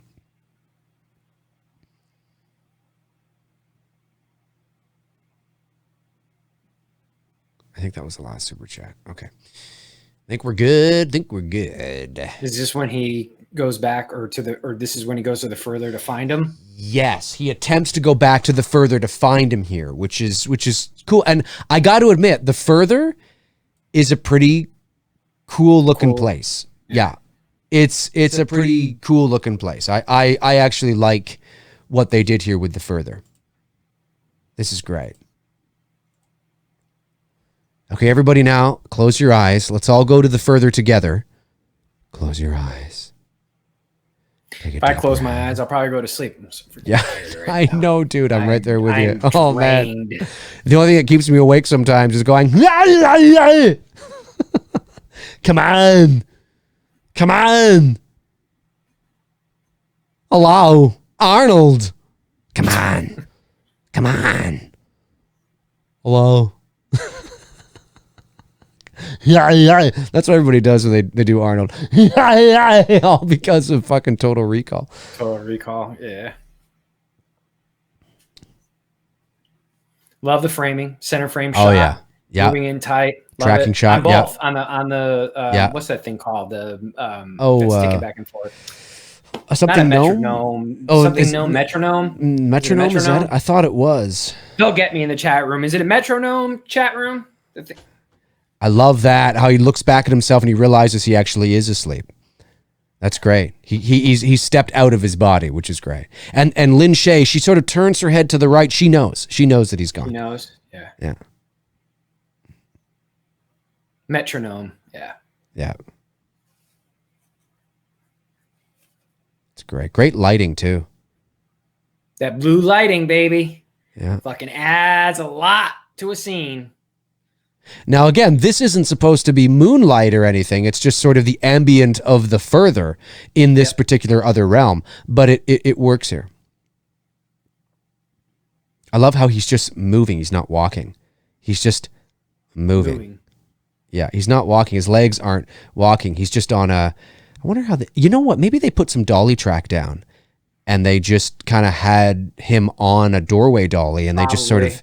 Yeah, they just... or something like that. That's probably what they did. Now they would just have him go on that boosted board thing or the skating, the hoverboard. I would never call that. It's not a hoverboard. You're not doing any hovering. Don't fucking call it that. Michael J. Fox will have something to say about that. See, I love this, where the only thing that you can see... Yeah. Well, yeah, but just the fact that he's just in this fog, in this dark room. I mean, he could just be in like a warehouse. They just put fog into the, to the warehouse. And look, it's so great. Is this where he sees the red door? Oh, no, he sees his son. Okay, he's good. He runs away. I love this. The reverb. It's like you are in this bask of emptiness and limbo with just fog. It's almost like that scene in the 86 film House. I think there's a scene in that movie that's kind of like this. Norm! Yep. He sees himself. Oh, we got to do House, dude. We got to do House. Yeah, that'll be a fun one. And I love how he sees himself as a child. I'm going to say, yeah, that's not his kid. That's him as a kid, right? That's him as a kid, yeah. He points and he sees the house he was just at. So we're back to the main house. We're back to the main house, which is interesting. He's in. Come on. Love this. Love this. I think this is where they see the... this is very... I love the surrealism of this. It's like we've all had dreams that are like that. Like, I love the surrealism of this. Sure. It's so great. And just a random ghost walking upstairs. Yep. It's great. She's a bride too. Yeah, that's the bride. Wait. Oh,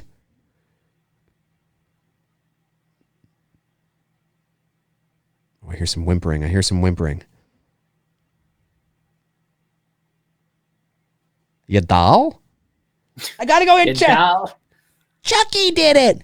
Ya doll? I gotta find Chucky. Ooh, Cavern of Terror. Oh, sorry, dude. Go ahead. No, I was gonna say you got a super chat. Oh, yeah. Cavern of Terror sends a super chat. Thanks, buddy. Really appreciate you supporting the channel like that. Says, hey, Dave, as you know, I took your advice for casting for my short. He knows your name. The spark you'll get from getting that audition, you've been waiting for is great. They were character beat for beat. Awesome, dude. Awesome. I'm glad that the bit of advice I gave you worked and it gave you something to think about.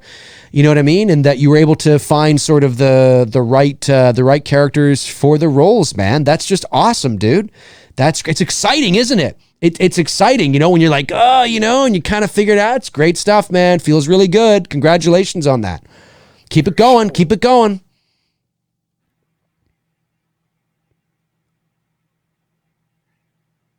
Yeah, this is like a fucking...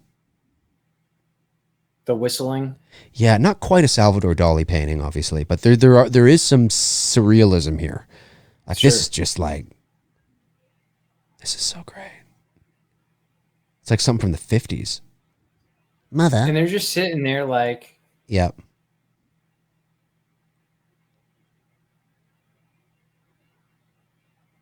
Oh, it's creepy. It's great. And you're expecting them to do something. You're expecting them to go, you know what I mean? Whatever. And it doesn't happen. It doesn't happen. I would have loved to have been on set that day. So what do you want me to do? Nothing. Just stand there. Just stand there. Just sit there. And the only thing that she does there, that last character, is blink.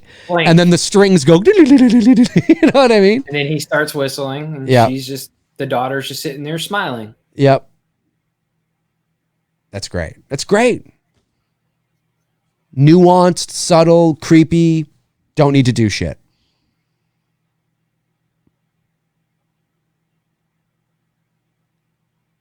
And this is all telling a story as well. It's not just creepy for the sake of being creepy.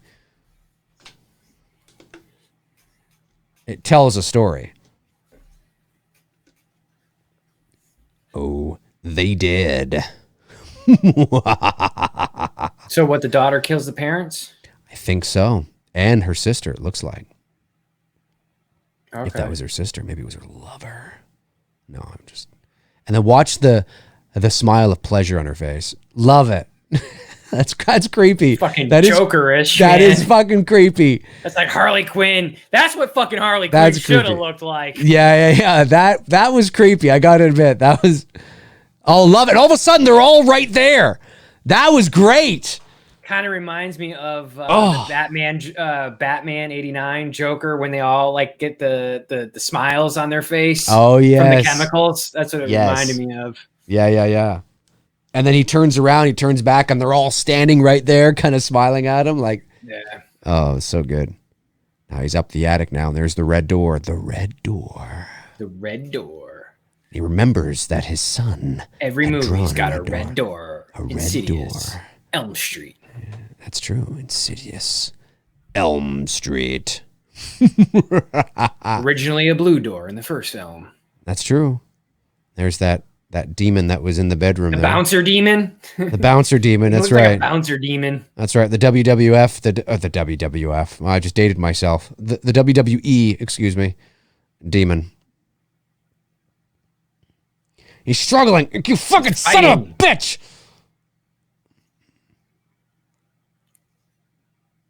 He's in a TLC match right now. Yeah.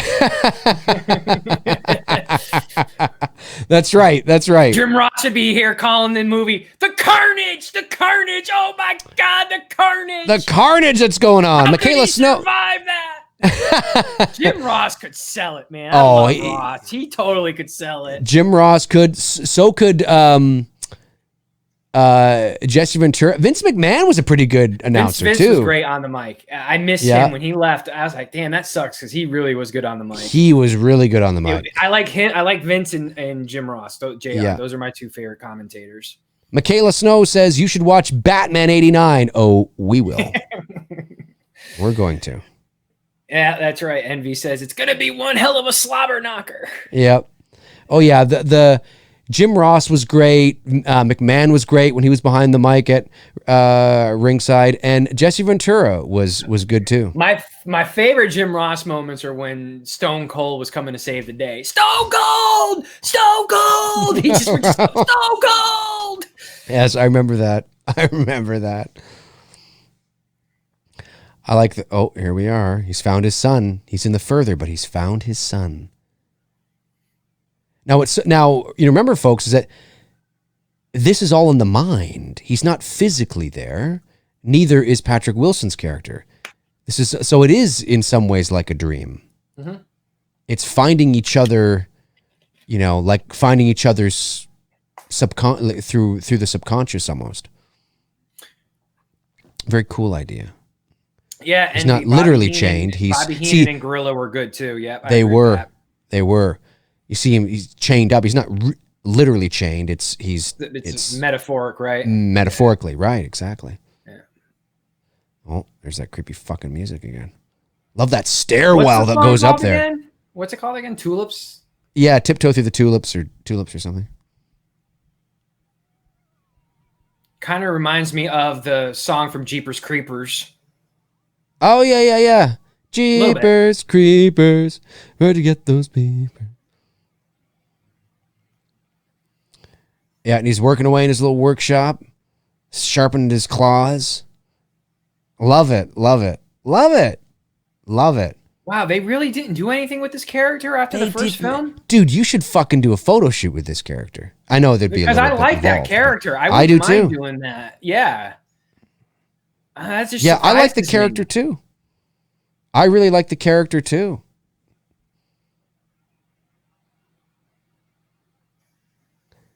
Better get the fuck out of there. He's coming for you. Look at him. A father's enraged. He's like, oh, so it's you. I know you. I'm going to fucking go, and he's gone. And there he is.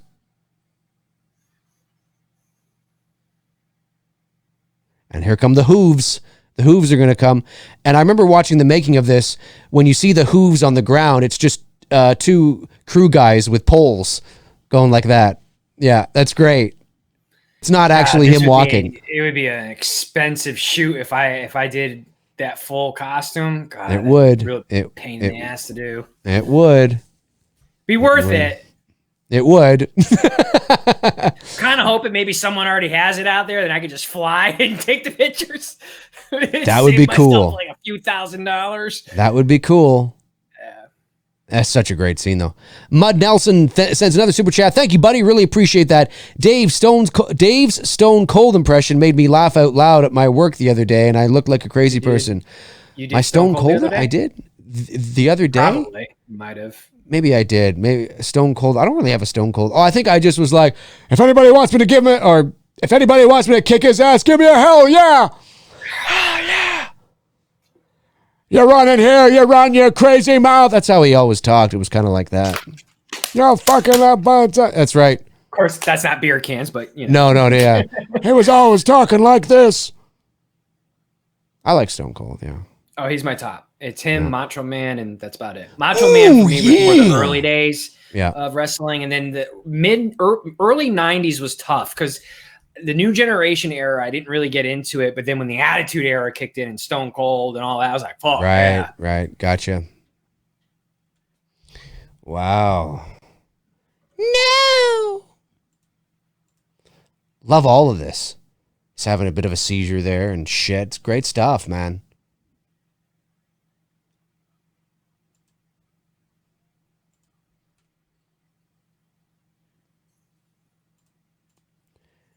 The rumbling, the earthquake. Jake the Snake's good too. Envy, yeah, I agree with that. Shawn Michaels, Corey Dean, yeah, he was good. Still, though, my favorite match of all time probably has to be Macho Man versus Ricky Steamboat, WrestleMania 3. It's probably my favorite match ever. That was great. Macho Man knew how to sell it. He was great. Oh, yeah. In my opinion, from WrestleMania 3, even though Hulk and Andre were the main event, and that was a classic match too, Steamboat and Macho Man stole the show that night. Yeah. Well, there's only so much you can do with Andre. That's the thing, is that he, especially at that point in Andre's career. Exactly. And Hogan was a great showman. He knew how to work the crowd, but he wasn't. Yeah, he knew how to work the crowd. He was great with the crowd, but he wasn't an athletic wrestler, I'll say. Yeah, exactly. Tearing off the shirt, bum bum bum bum, ba-na-na-na. When it comes crashing down and it hurts inside. Bum, Eat your vitamins and say your prayers, brother. You gotta take a something. I am a real American. That was great. Those were the days. Timestamp is an hour and 30 in. Yep. Exactly, literally right at the hour and 30 mark. And Yep, hour and 30 in, folks. Ultimate Warrior, he was great. That was my brother's favorite. During that run of that golden era of wrestling, the 80s into the early 90s, Warrior was his guy. Oh, yeah.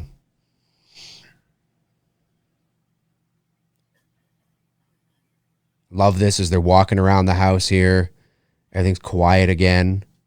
Just the flashlights on. The power's out, obviously. That gives you an excuse to utilize flashlights in darkness. Always make sure you get that power to go out. What's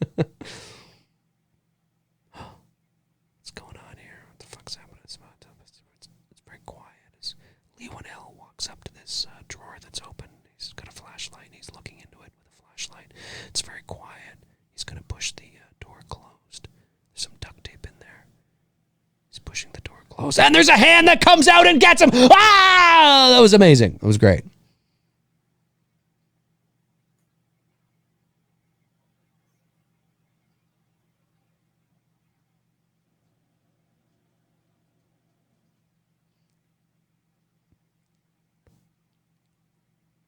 I would have been like, fuck you. You go check on Dalton. That's what I would have said. I ain't going nowhere, bitch. Get the fuck out of here. I think Lee Winnell could have sold that better. Yeah. I think he could have sold that better. He seemed a little, Elise, there's something in there. I think he should have been like, holy shit, Elise! He could have, maybe not that much. I think I went too far, but just somewhere in the middle, kind of split the difference.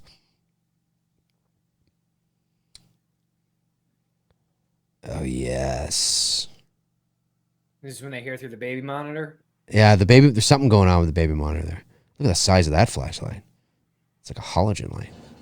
Would you ever want to do the first Jeepers Creepers? That's a tough movie to do because of everything surrounding it. I know, because the director likes to diddle kids. It's so hard. You know, you got to be able to separate the art from the person. It's hard.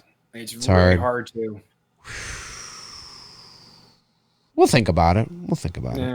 Love that. Now, of course, the demons are all starting to make themselves known. They know that their world is being intruded on. And there he is running back into the house with his son. Metaphorically, he's actually not literally running anywhere. He's sitting in a fucking chair in the living room while all this shit is going on around him. It's great. Yeah.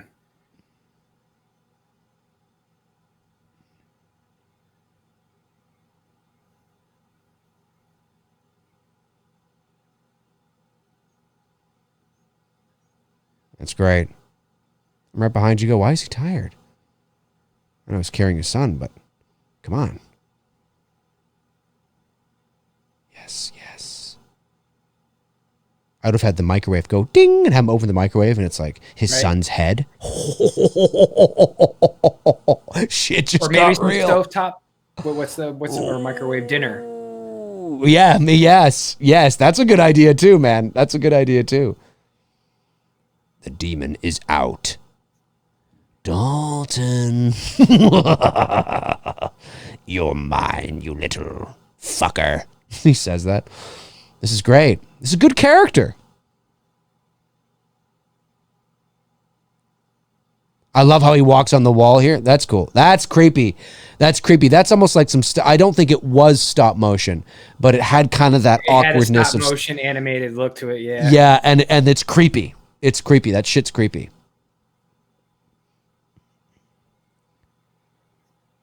Isn't the chat room can let us know, isn't the person dressed as the bride here, isn't that actually a man? I think it's a man. I don't remember, man. That's dressed. I believe so. I stand to be corrected, but I thought it was actually a man dressed as the nun. No, not the nun, the ugly bride there. Yep.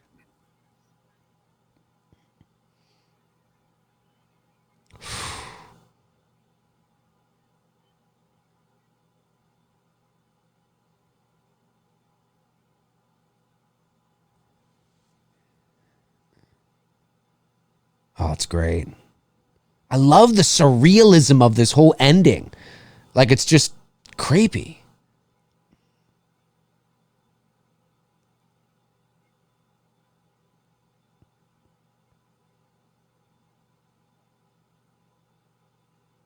He's waking up. He's waking up. They did it.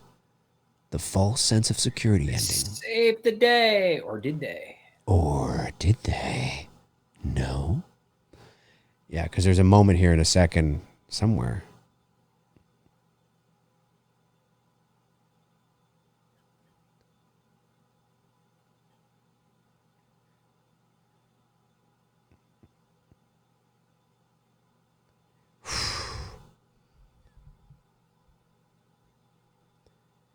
Someone was saying it is a man. I think it is. Yeah, I think it is too.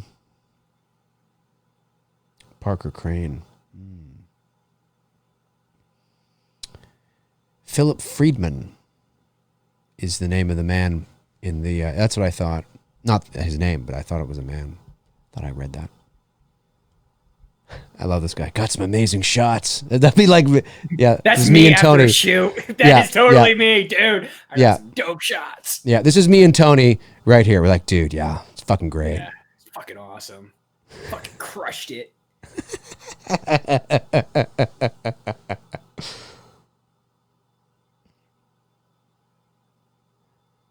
Gee, I don't know about you. The first thing I do is maybe take him to the hospital, but it's just a movie. I'll suspend my disbelief.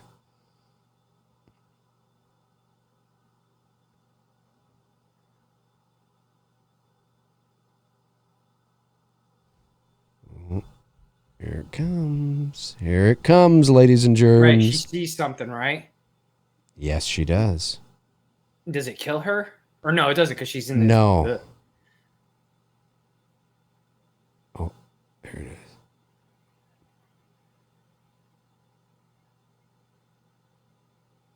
Ooh.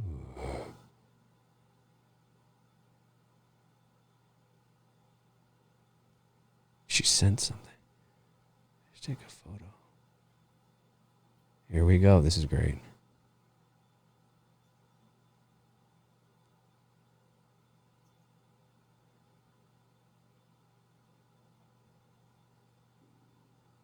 Love that. Because it's not really him. Does he kill her? I don't think so. There's something in him. Look at her face. Look at Lin Shaye's face. That's great. She looks fucking scary. Put some makeup on her and put her as a demon, man. I'd be fucking freaked out. Holy shit. Yes, do it. Squeeze that bitch.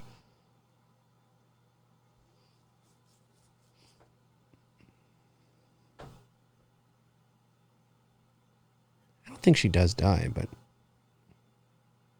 Oh, maybe she is dead here. That's a great shot, though. He does kill her.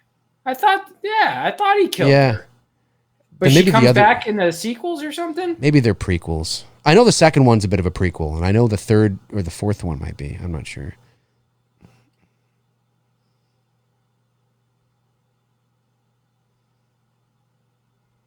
So now you're fucked, dude. You're going to jail for murder. Or is he? Or is he? Remember, she picks up and she looks at the thing.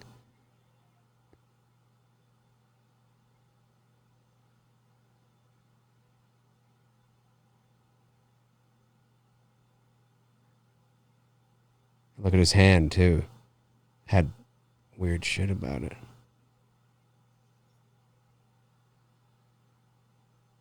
It's creepy shit.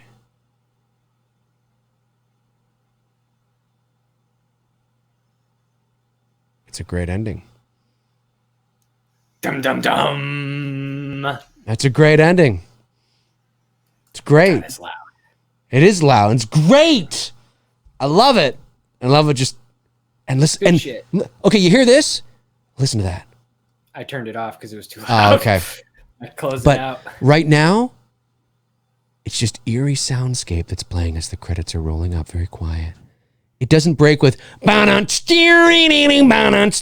to take you out of it. I want to revel in the moment. I want to feel it. I want to sit there in the theater going, man, yeah, and then just get up feeling it, and leave. And I will never, as long as I live, end a horror movie.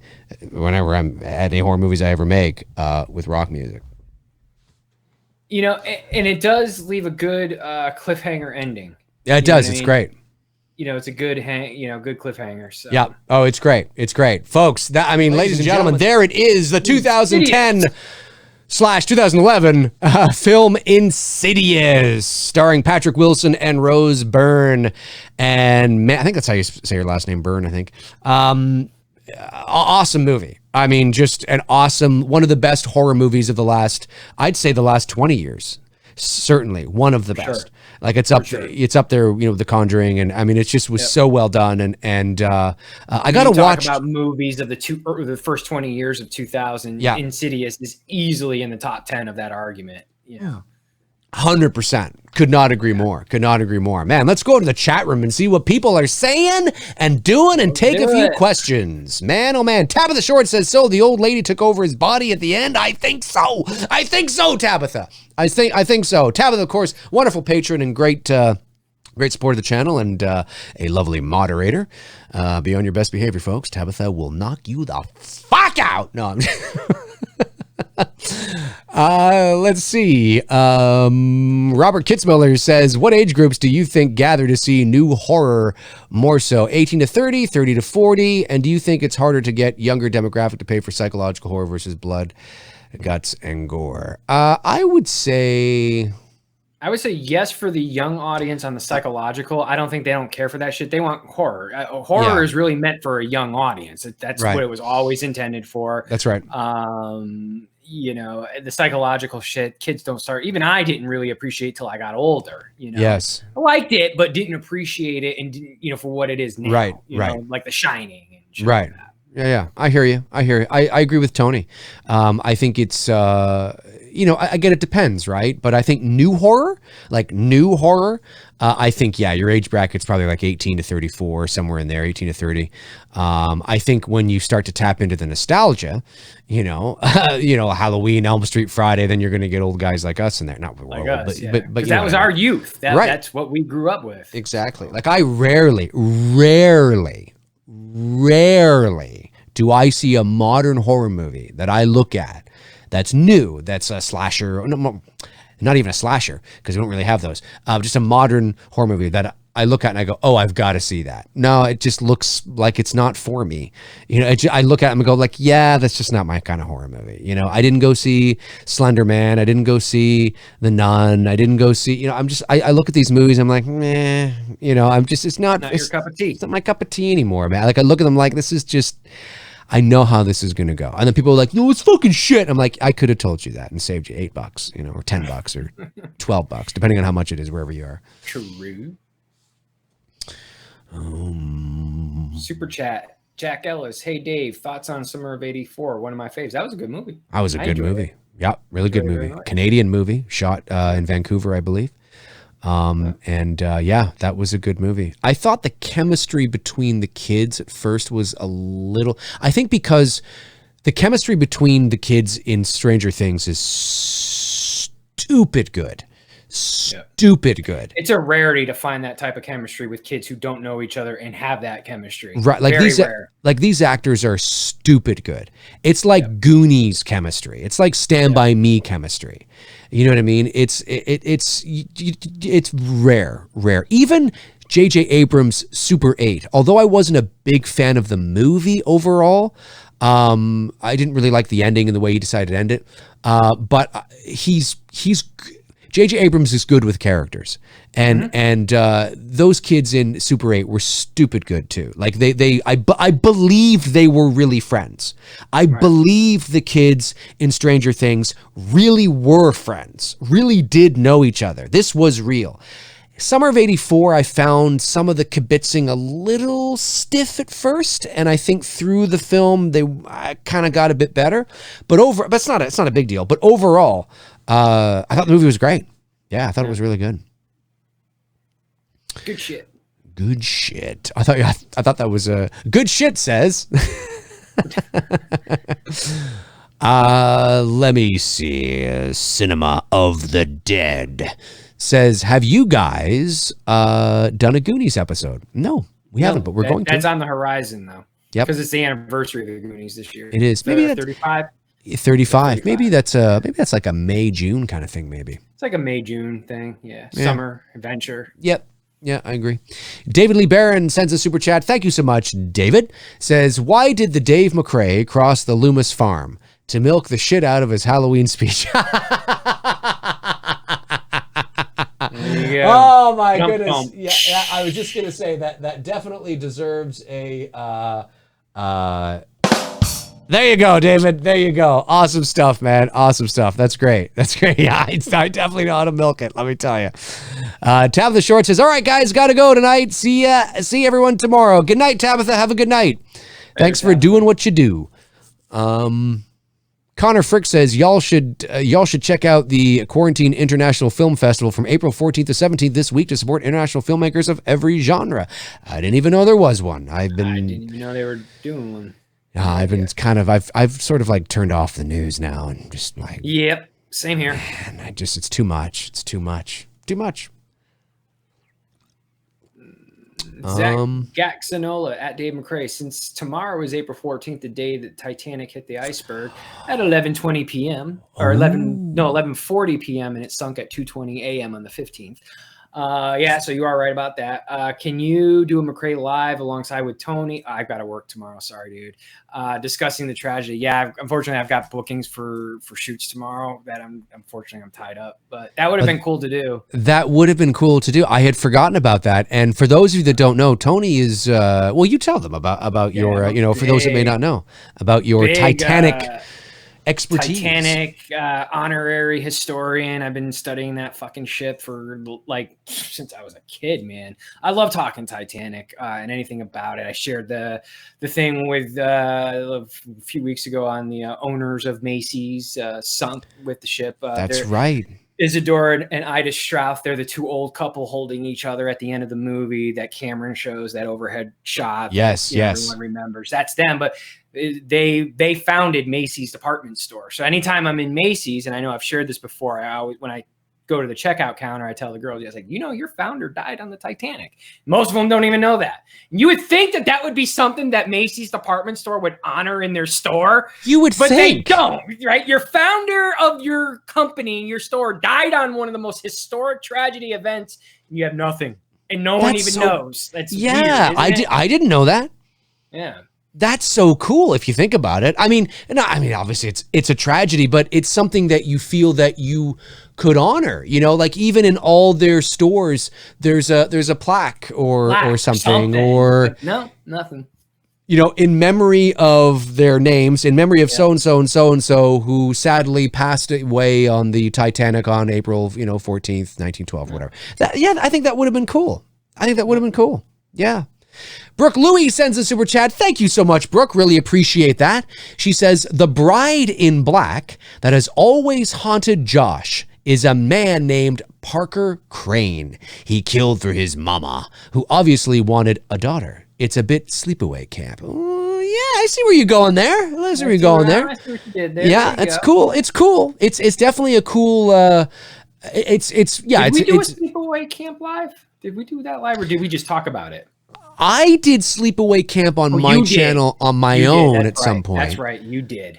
But I think it was a Saturday movie night. But we haven't done it. I think we should do it. Yeah, we should do Sleepaway Camp. That would be fun. That'd be fun.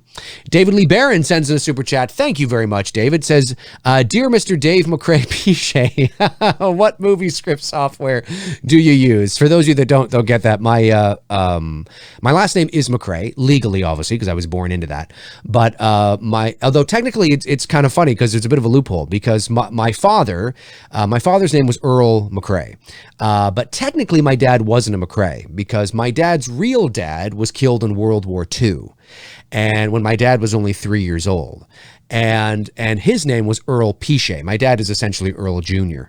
And my father's real grandfather's Earl Pichet, which is a French last name, and he was killed. He was riding on the back of a tank at like months before World War II came to an end, and he was shot by a sniper and killed off the back of a tank. I still have the telegram that was sent to my grandmother. Oh, I just chills. Unbelievable. It's crazy. Anyway, I have his ring and everything that I wear every Remembrance Day or Veterans Day for you in the States. Oh, okay, so you guys call it Remembrance? We call it, November the 11th is Remembrance Day.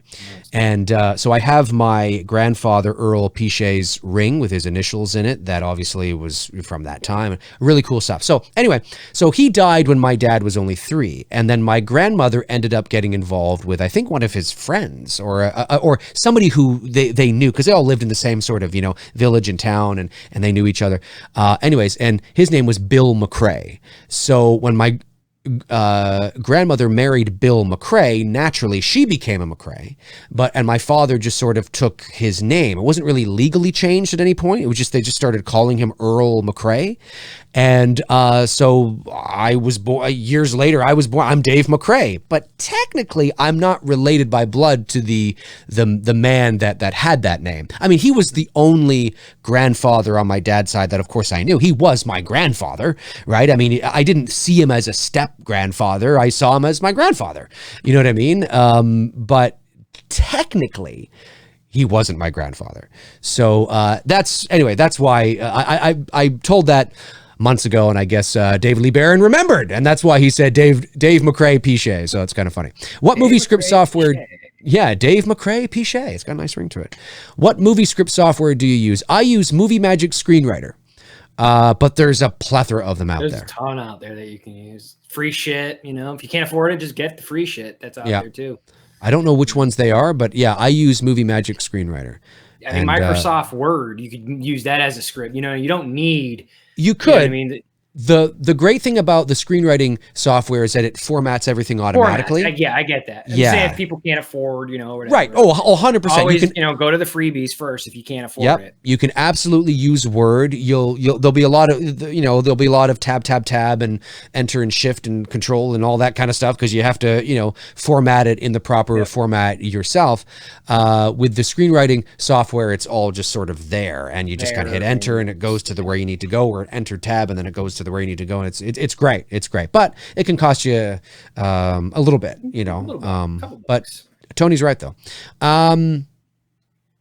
Super chat comes in from Judith Beasley. Thank you, Judith. Very much appreciate that. I love the avatar. Dave, please dramatically scream and act like a creature is popping out of your stomach. I think you did this last time with Tony. And you think it's indigestion at first, and scream, Tony, I can't stop it, and help me, Tony, thank you. Okay, well, this will be the last time I'm going to do this, okay? This will be the last time I'm going to do it. Right. This will be the last time I'm going to do this. Okay, Judith? All right, here we go. This is for Judith. It's the last time I'm going to do it, folks. Here we go. What is it? Scream and act like a creature is popping out of your stomach. Indigestion at first. Okay. Ah! Ooh, indigestion. Tony, I can't stop it. Help me, Tony. Oh, shit. Oh, it's coming out. It's coming.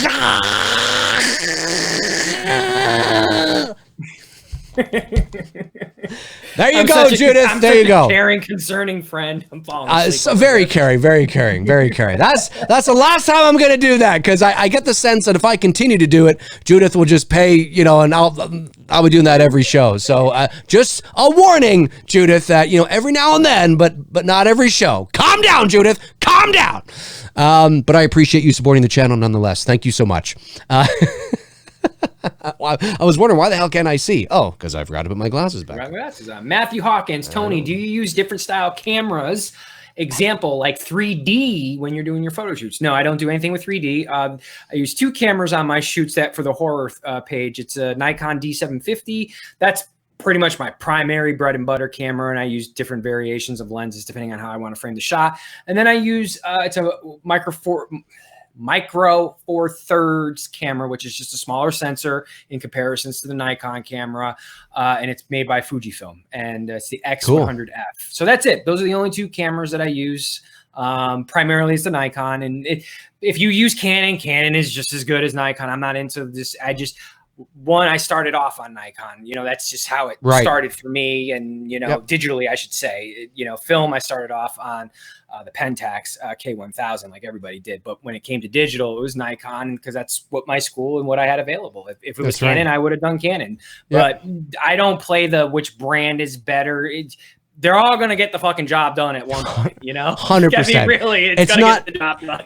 Listen, whether it's Nikon or Canon, it's not like, if you use a Nikon and you switch over to a Canon, it's like, oh God, that photo's fucking ass, or if you're on Canon, you go over like, listen, can the average person look at a photo that Tony takes and goes, I can tell this is a Nikon? No, if you told me that it was a Canon, I'd go, okay.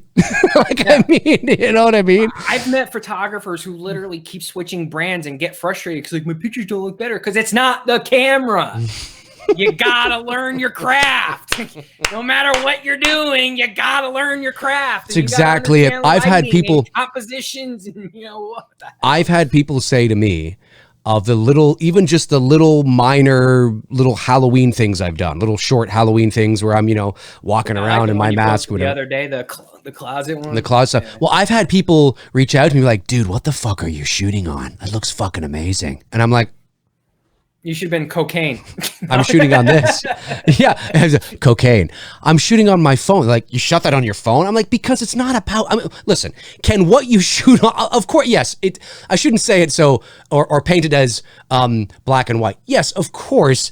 Shooting it on a Red or an Arri Alexa or obviously it does depend on what you shoot it on. But at the end of the day, if you're, you can shoot something on your phone, and if you understand how to light it and how to expose it and how, and what to do in post with a bit of color grading and it can work wonders, right? It can work wonders, 100%. But yes, I'm shooting my fan film, the Friday the 13th Crystal Lake. I'm shooting it on the Panasonic GH5. I'm going to shoot it in 4K, and then I'm going to compress it to 1080 so it gives you a nice clean output. I'm not going to rent. I'm not going to spend thousands because I can get the job done. I know how to light a scene and get the shot so it looks professionally done. If you don't know your gear and know how to properly light, then it's going to look like crap. Even if, like Dave said, even if you use a Red or an RA, it doesn't matter if you have a $10,000 camera. If you don't know what the fuck you're doing, it's going to look like shit. 100%. You can have a $900,000 piano, but if you don't know how to play it, it's going to sound like fucking ass.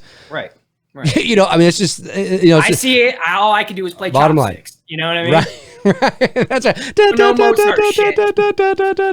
That's right. That's right. Hans Gruber says, super chat. Sorry, Brooke. Oh, did we miss Brooke's super chat? Yeah, oh no. Did we? I didn't see the Bride in Black. I read that one. No. Was there one before that? Brooke said in The Bride in Black. I did read that one. Oh yeah, we did do that one, yeah. Yeah, we did. I read that, Brooke. We got you. We got you, Brooke. We got you. We got you. We're not gonna miss you, Brooke. We got you. Hans Gruber says adopted. Who? Tony? Me? Are you talking? Maybe you're talking to somebody else. I'm not sure. No, I'm not adopted. I'm not adopted. Let me see. A Haunting Autumn says, Tony, as an Atlanta resident photographer and comic fan, do you attend DragonCon and photograph any of the horror cosplayers? I'm a 13-year attendee myself. No, and it's not like because I don't want to meet people. No, it's because I don't want to meet people. I've talked about this before. It's not a dickish thing to say. It's a legit thing. I have problems being in crowds. I really do. I get very bad social anxiety. Sure. I cannot be. That's why I like this whole like quarantine thing. For me, this is like whatever. Tony's been social distancing for decades. I've been social dicking. Social dicking. I've been social dicking for decades.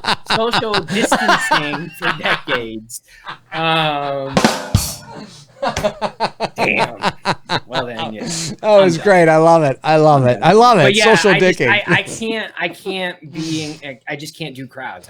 I don't like being in crowds. It's Right. not that I don't like people. It's nothing to do with that. I get like literally my hands will start sweating and like my shirt will like, it'll look like I run a marathon because that's how bad it. Oh yeah. That's I how didn't bad know it it was gets. that bad for you. Oh, Interesting. Yeah, it gets really bad. Like that's why like I'm very particular on the type of event photography that I do, because I can't just do where I know I'm going to be stuck with like 1,000 people and I'm going to be in this close quarters with 1,000 people, because I will fucking freak out. Right. Yeah, it sucks. It's not fun. But my brother goes to Dragon Con and he's always like, dude, you need to come with me. I'm like, no, I'm good. You can just take pictures for me. How about that? Right. You know? Right. Like he got me, like, because Michael Rosenbaum and Tom Welling were here recently and he got me their autographs. Oh, cool. So, yeah. Cool. Know, and but yeah, I don't know. Do they have what's your big con up in Toronto? What's yours every year? Fan Expo. Ours is Dragon Con. Ours is Fan Expo. It's one of the biggest in North America. Oh, you guys do Fan Expo. Yeah, I've heard of that. Yeah. And it's at the end of August, beginning of September every year, usually the end of August, last weekend of the summer, kind of.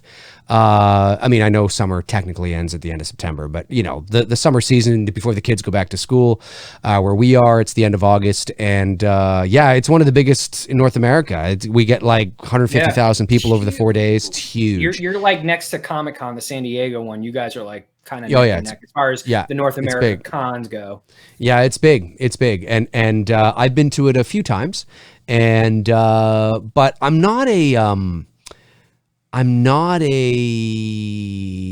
like, once I go, you know, I'm not really a and I don't know if it's because I you know, as a voice actor and working in the industry and you know, being involved in certain things, I don't know, I don't really enjoy, like, I like going and looking at like kind of like, you know, the masks or the, you know, the knickknacks and the you know, the doodads and the trinkets and shit like that and t-shirts and stuff. I like looking at that, but I don't really go to, I mean I went specifically in 2015 to meet Nick Castle. That's why I went, because he was there and I wanted to meet him. But he's the only one I don't really, you know, I don't go for that. I just like to go and kind of putter around and look at because there's 2 floors. So they'll have like, it's at the Metro Toronto Convention Center and it's huge. I mean, Toronto Metro Convention is gigantic, and it's like, it goes like 5 stories underground, I think, and then you got like 2 stories up top or something, and it's just insane. It's so big, and there's so many, but I like going to look at the t-shirts and the technology that's there, because they got VR shit set up and they got like Star Wars shit set up and horror sections, and like, I like doing that. Like, I'm shopping. I go to shop. You know what I mean? That's essentially it, because it's a pop culture shop-a-thon that I enjoy. But in terms of the celebrity side and things like that, oh God, I couldn't even be bothered to stand in line. Oh my God, I look at people, I'm just like, fuck that. Thing. You're standing in line. I mean, you know, for me, and maybe it's too, again, I have a little bit of a different perspective because of what I do for a living, and I've met a lot of these people just naturally. I'm not saying not necessarily those people that go to the cons, but I've met a lot of interesting celebrities, so to speak, through my job, and then growing up in a media family like I did with my father, who was a journalist and a reporter and a columnist, and you know, I got to meet all sorts of people. So it's very sort of like, you know, I mean, look, Harrison Ford, maybe I'll wait in line, you know, but you know, Mark Hamill shows up, I get there, there's like a 4-hour line. I'm like, I don't care. Yeah, I ain't wasting 4 hours. I don't fucking care. I really don't fucking care. Hey, there he is. I can see the top of his hair. Great. Okay, well, next I'm going to go look at the horror section. You know what's really cool too is that through doing this show with you and the people that I've connected with on Instagram, there's a couple people. It's basically a first come first serve. You know, whoever gets there first. But there's a few people for me that are going to try to meet Amy Steele and get her to do an autograph for me. That's because awesome. they know I don't go to these cons, right? But I would love to obviously meet her and get an autograph from her. So they're like, hey, we're there. We see her. Would you want one? I was like, fuck yeah. Do we know where she lives? Does she live in Los Angeles or what? I don't know. Can you imagine? I know she's doing these cons with. Can you imagine if she lived in Georgia? Ooh, yeah, right. A photo shoot? Oh yeah, well for sure, I would love that. But who's the chick that she goes with? She partners up with the Adrian King. That's who she Right. partners up with Right. Yeah, it's like a Friday the 13th duo. Yeah. Right. type Yeah. thing, so. And look, I mean, let me be clear. If you love doing that, because waiting, like, but I'm also the kind of person that wouldn't wait in line for concert tickets either. Like, I just don't care. You know what I mean? And I'm just not. So if you are that person, oh my God, so-and-so from The Walking Dead is good, so-and-so, and I'm going to stand in line for hours. That's awesome, because you really want to do that. And you genuinely get the same sort of thrill that I would get from seeing, holy fuck, there's that Freddy Krueger glove I want, or like whatever it is, right? I mean, I don't want people to get the impression that I'm scoffing, that I think that it's just not for me. It's just, I've sort of, it's not something that I really care about. And it's not, and when I went and saw Nick Castle, funny enough, I just walked up to his table. There was literally nobody in line, nobody there. Really? There was nobody there. He was sitting there, behind the thing, and there was nobody there. And I just walked up and said, hey, how's it going? My name's Dave McRae. I'm a professional voice actor. And I just want to, say I'm a big Halloween fan, and, it's an honor to meet you. And he was like, oh, cool. And we shot the shit for like 15-20 minutes about voiceover and about Halloween and all that kind of stuff, and it was just fun. And then of course, in that scenario with no one around, I would be like, Nick, could you just walk for me? Just walk. Funny enough though, yeah, Nick, can you just walk? Just walk, Nick. Just walk. So funny enough, just walk. Yeah, well, I say we talked for about 15-20 minutes, and then some people began to come up, and obviously they wanted to and pay for a photo and all that kind of stuff or whatever. So I was like, okay, well, I got to move out of the way because the dude's got to make some money.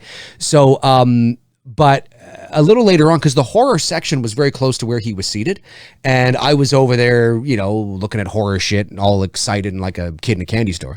And I looked over, and he was leaving, I guess, to go back for lunch or something. And he was walking. And listen, he's older, and now this is 5 years ago, but not that long ago. He's a bit older, a little bit of a pot belly, but I'm telling you, man, you see him walk. He looks like Michael Myers walking to the fucking and he's not a tall guy, right? No, he's taller than me because I'm 5'8", but I would say, yeah, he's like 5'10". Yeah, he's not that much taller than me. So it's not like you put shoes on me and with a bit of a heel, and there you go. You know what I mean? So not really a big deal. And Dick Warlock, he's shorter than me. Well, he's shrunk now. I met. I didn't meet him. Honey, I shrunk the dick. But when I was at the Halloween 40th anniversary convention, he was there, and he's small. But I think it's because he's a lot older now, and when you get older, you tend to shrink a bit. And I saw he looks smaller than me. He's 5'9". I'm 5'10". I'm about the same height as Nick Castle. Yeah, he's not 5'9" anymore. I would be surprised if he's 5'7" or 5'8". Like, he looked about my height. So which is funny because Castle's taller than Dick, but Dick has the high waters. Right. So it makes this, which could have been, now in hindsight, that could have been a trick with the camera to make Dick look bigger. I'm on fire tonight, folks. But really, when you think about it, when you think about it, wear smaller overalls to make him look bigger. Yeah. And he did have lifts on. Like, he had some sort of platform lifts on. 100%. Yeah, Dick Warlock did. 100%. That was funny. That was inadvertently funny. And that was very inadvertently. And you just rolled with it. As soon as it left the station, I was like, it's going.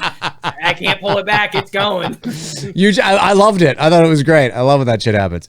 Robert Kitzmiller sends a super chat and says, why the F hasn't the original, non-special edition Star Wars trilogy been formatted to flippin' Blu-ray? Too many cables and wires to hide, maybe? Sincerely.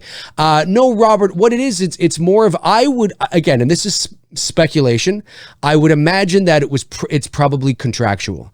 I would think that and again, I don't know for sure, but let's not forget that, and Disney has the rights to it now, or does Fox? Well, Disney owns Fox now, but I would be surprised if George Lucas didn't have somewhere in the contract that you will not remaster these originals. I want the special edition versions that came out in 97. that is the Star Wars. That's my vision. And then, of course, he added a few more things in the 2012, I think, Blu-ray edition of all the original films, because that's when he added the no. Excuse me. That was always there in Revenge of the Sith. But he added the no at the end of Return of the Jedi when Vader is, looking at Luke and then looking at the Emperor and then looking at Luke and then all of a sudden he goes, no. And I'm like, so instead of removing it from Revenge of the Sith, which I understand you can't really do because this would look really funny if he's not saying anything. But why would you? Yeah, it would just look really dumb. Why would you add it? What are you doing?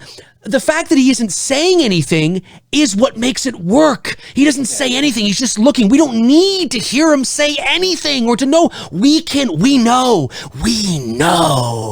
And then he turns and he picks up the Emperor and it's like, oh my God, yes. It's nonverbal communication. The fact that he added that in there. Anyway, that wasn't the question. The question was why we don't get the original, in its original intended format, those movies.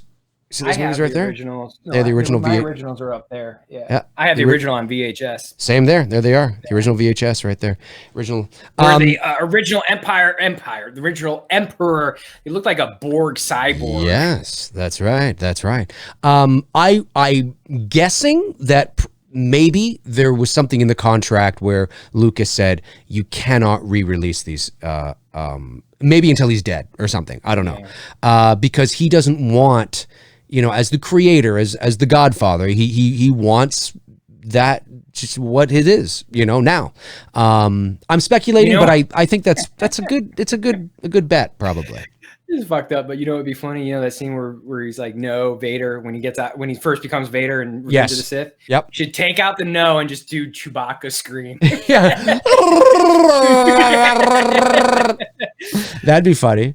Or something like or maybe he's out there and he's just like, it's like, I'm going to get you, bitch. Picturing that in my head. That'd be funny. That would really be funny. Let's see here. David Lee Barron sends another super chat. Thank you, buddy. Says, fun fact, I attended my first Tony Robbins seminar last November, and I walked on burning coals barefoot. It was amazing. Would you walk on hot coals? Well, for a price. For a price. Not for free. For a price. Not for free. Jim Dorsey sends in a super chat. Thank you, Jim. Says, D&T, what celebrity other than Harrison Ford would you wait several hours in line to meet? Not too many people. I ain't giving up my time to meet a person. No, that's my time. I don't see it that and I think maybe it's, I don't know. I have a different perspective, I guess. And listen, it's not that I wouldn't get excited to see certain people or, wow, that's totally cool. I mean, I can get a little fanboyish too, as we all can over certain people, right? But, I don't know. I don't know if it's because I've been desensitized working in the industry or meeting certain people or, and again, I'm not here to say that I'm like, Steven Spielberg or something. Of course, I'm a voice actor working in the industry, but I have a little bit of a different perspective than I think some people, and I don't get excited over certain things. It takes a lot to get me excited, like a Harrison Ford, to be like, whoa, or maybe like a Tom Hanks. That might be kind of cool. But just the average, I'm just like, I don't fucking care. Like, I just don't. I'm just like, I just don't. I don't know. But I've always been like that, though. I've always been kind of like that ever since I was a teenager, kind of very I've said the same thing. Like, if I ever ran into Leonardo DiCaprio, he's one of my favorite actors of all time, I'd fist bump him like, yo, love your movies, dude. And that's it. And I'd move on. I wouldn't sit there and bother him and, he's going about his day. I got my day. It's just like, he's an actor. He's no different than me. He's got deeper pockets than me, but yeah, exactly. You get a really interesting perspective, when I was at Warner Brothers for the Voice Arts Awards and I'm walking the red carpet and, there's Sigourney Weaver and Rosario Dawson and, a couple years before that it was William Shatner and, it's fucking surreal. And, you're like, wow, I'm like, there's that moment, especially now I've been to the Voice Arts Awards 3 times now, nominated 4 times, been 3. And it's, listen, it is still incredible and it's amazing and I don't take it for granted one bit, but when you've been on the inside a little bit, you have a bit of a different perspective. So it's kind of like you're there and it's like, you're there and it's crazy and it's surreal, but I never feel the need to go and, you know, like Nick Castle was different because it was Halloween, you know what I mean? And it was like, I don't know. I can't intellectually, like I can't quantify it in some ways. It's just a feeling I have. And the only person that might get me to wait in line for a couple hours would be Harrison Ford. Maybe, like even now, maybe not. I don't know, you know, but I'm like Tony, like I sort of, I just don't get giddy for that stuff. Yeah, I just don't. I'm just really, yeah. And some people do, and God bless you. I mean, that's great that you do. But for me, I just, yeah, I go to cons for like, you know, the trinkets and the memorabilia. That's why I go, you know. Michael Myers has got a deep question. How do you think the world will end? I think the world. What do you mean by end? Like human civilization, or like the world actually ending? Yeah, I mean probably if you mean actually ending, like the world like no longer existing, then I would probably say probably an asteroid of some sort, or you know, just decimates the Earth that it's inhabitable.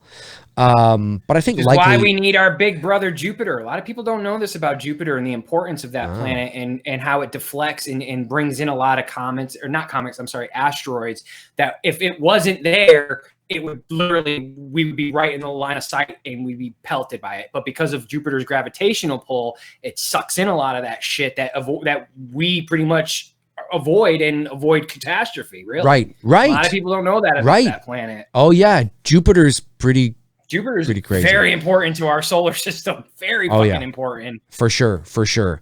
Kevin Bacon's boner. Yes. Wouldn't be a chat without the boner. Here. The boner is here. Just wanted to pop in and support the channel. Here's $2 from the bone. No, he didn't say that last part. I added it because it just felt so right to add that there. Yeah, and then I think human civilization. Yeah, I agree with what Tony said. I think human civilization will continue to evolve. Gonna happen. That could happen too. I think human I'll race tell you is though, and I'm not saying there isn't a virus out there. Let's not get all conspiratorial here. I'm just saying that some of the shit that's going on right now feels very Orwellian. Okay, I'm just. Oh yeah, no, I agree. Just saying it. I agree. Go read 1984. Go read George Orwell. And we're being told. I agree with that. It's a little creepy. Just saying, little creepy. I could, go read some George Orwell. I'm just saying. Michael Myers, could they make a Conjuring movie investigating the creature Bagal from Sinister? Was that based on a real? Well, Bagal, I think Bagal is the whatever it is in Sinister. Right. But yeah, no. The Conjuring series is everything is based on Ed and Lorraine Warren's case studies. Right, of course. So I don't think they would ever go outside of that because The Conjuring is Vera and Patrick. That's the faces of the franchise. That's right. You don't have that. It's not a Conjuring movie. It's a very good point. So I don't think they would go outside of the Warrens' wheelhouse and the case studies that they've done throughout their life together. Right. That's a very good point. They would do it different than that? No, I don't. I don't think so. You know what? We'll let's take this to 9:45 and then we'll call it. So like another 7-8 minutes or so.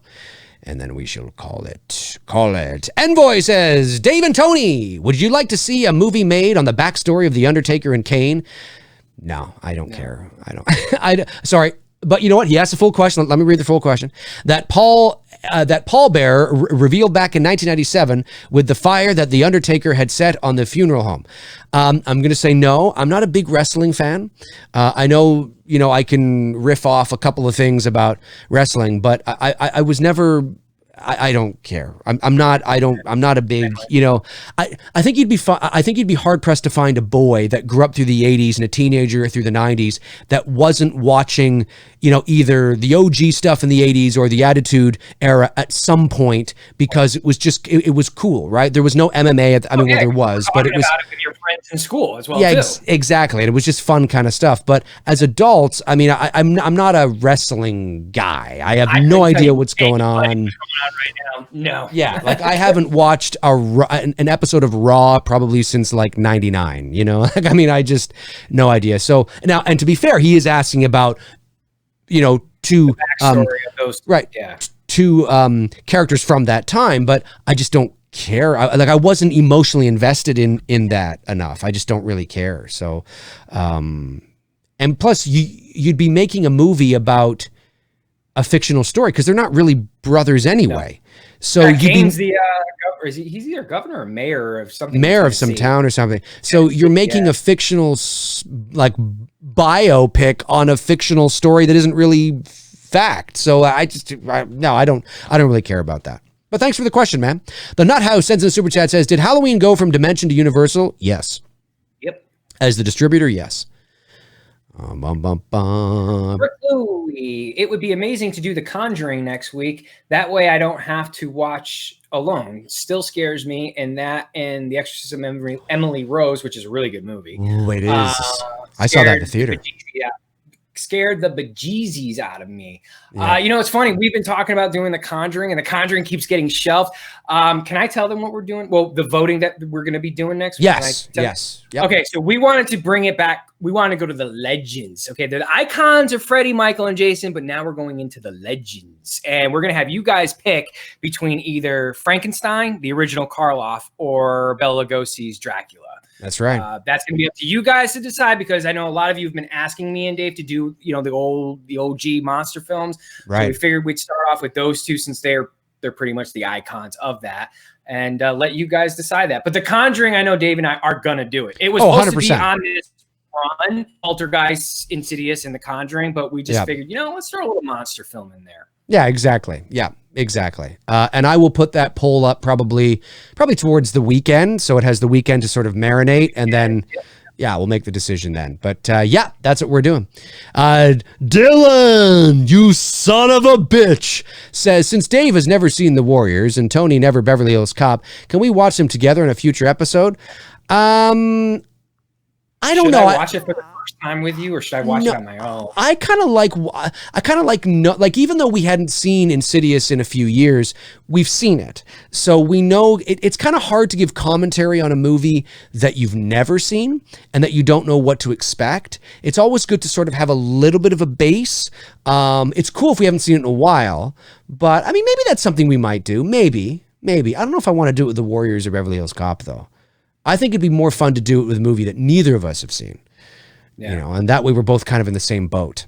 But what Brooke said in her question there, we got to put The Exorcist of Emily Rose in the rotation here, because that would be a good movie to do. 100%. I saw that. It's 2005. I remember seeing that in the theater.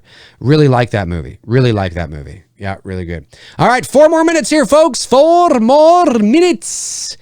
4 more minutes. Did I miss any super chats? I don't believe I did. I did not. Anthony Scrapula says, I always thought of Michael Myers as a sociopath and couldn't feel any emotions at all. He may not. He's probably all of the above. I mean, I'm sure there are some sociopathic tendencies in him, as well as psychopathic. Yeah. And by the way, someone debated with you on your video that you posted that Michael doesn't grunt. I'm like, wait a second. You clearly hear him making noises when he's killing Bob. Okay. And Laurie at the end when he's breaking into the closet here.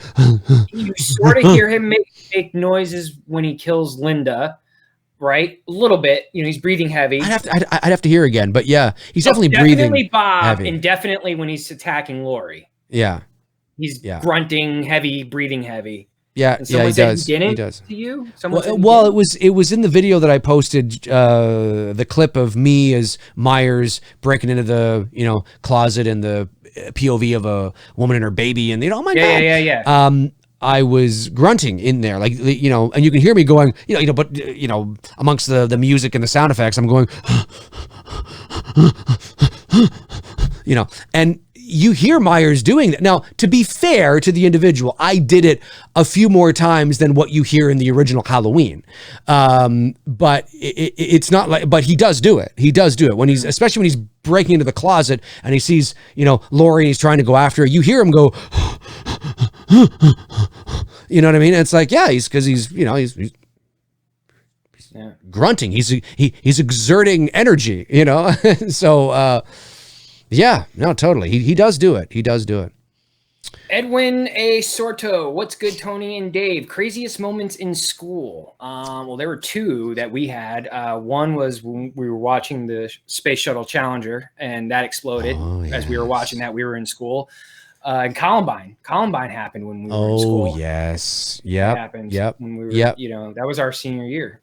Yeah, Columbine for me that was probably top because that was in our high school years. The Challenger, sad, but we were really young when that happened. Right. Columbine was in my last year of high school. I'd actually graduated the year before in 98. I should have graduated in 97, but I failed grade 4. But I had graduated high school in 98, didn't get accepted to the colleges I wanted to go to. So I went back to high school to do one more year to see if I can improve my marks, to see if I can get... I did the same shit. That's crazy. Yeah, it's crazy. It's crazy. And improving my marks didn't happen, but funny enough, I got into college. How ironic is that? Anyway, so that was April 99. And that was like coming right to the end of high school because I went to college in the fall of 99. So, yeah, because I can't think of anything big event-wise in school during our years because it was pretty mellow and chill. I mean, the OJ thing was kind of big. You know, we watched that in school. That was really big, especially the verdict day. That was huge. Yep. Yeah, that was September 95, somewhere around there. Yeah, I remember that. I think of other big events that happened when we were in school. He also might mean craziest thing that happened in school, you know, like, well, because those were crazy. I mean, like, the OJ verdict, our school was very mixed between African Americans and white, and our country was very divided during that time. Right. Oh yeah. And then obviously watching the shuttle blow up, that was a big thing. I'm trying to think of personally, no, my school was really fucking quiet. What about yours? Yeah, pretty much. I mean, fire alarms would go off every now and then, a couple of fights here or there, but I mean, we had a good school relatively all around, it was just a normal high school. But yeah, that Columbine thing was pretty crazy. Columbine, we actually got let out of school. They let us out for that. They shut everything down and let us out. I can imagine. That happened. Yeah. That's crazy. Well, listen, folks, that is going to do it for Tony and I here on episode 65 of Two Dudes and Some Bullshit. Hey, we want to thank you guys for tuning in. This was fun watching the original Insidious. Yes, Tony, it was, absolutely. Tony, Michael, and I will be back next week. I will put the voting more towards the weekend. Frankenstein or Dracula. I'll be back tomorrow morning at 11 o'clock a.m. Eastern Standard Time for, I think, episode 42 or 42, I think, of McRae Live. Make sure you tune into that. Tony, any last words you want to say? No, this was another good show. It was cool to watch this movie again. It's been, like I said, it's been a long time since I've seen it. It's a good movie to go back to, and had fun watching it. And yeah, looking forward to either Frankenstein or Dracula. Yeah, it's going to be interesting to see where people lean to. It's going to be kind of cool. I don't know. Yep. But yeah, we'll be back. We'll be back next week, 7 o'clock p.m. Eastern Standard Time. And I'll be back tomorrow morning. Tony, this has been fun, as usual. All right. In the meantime and in between time, we will talk to you soon. Cheers.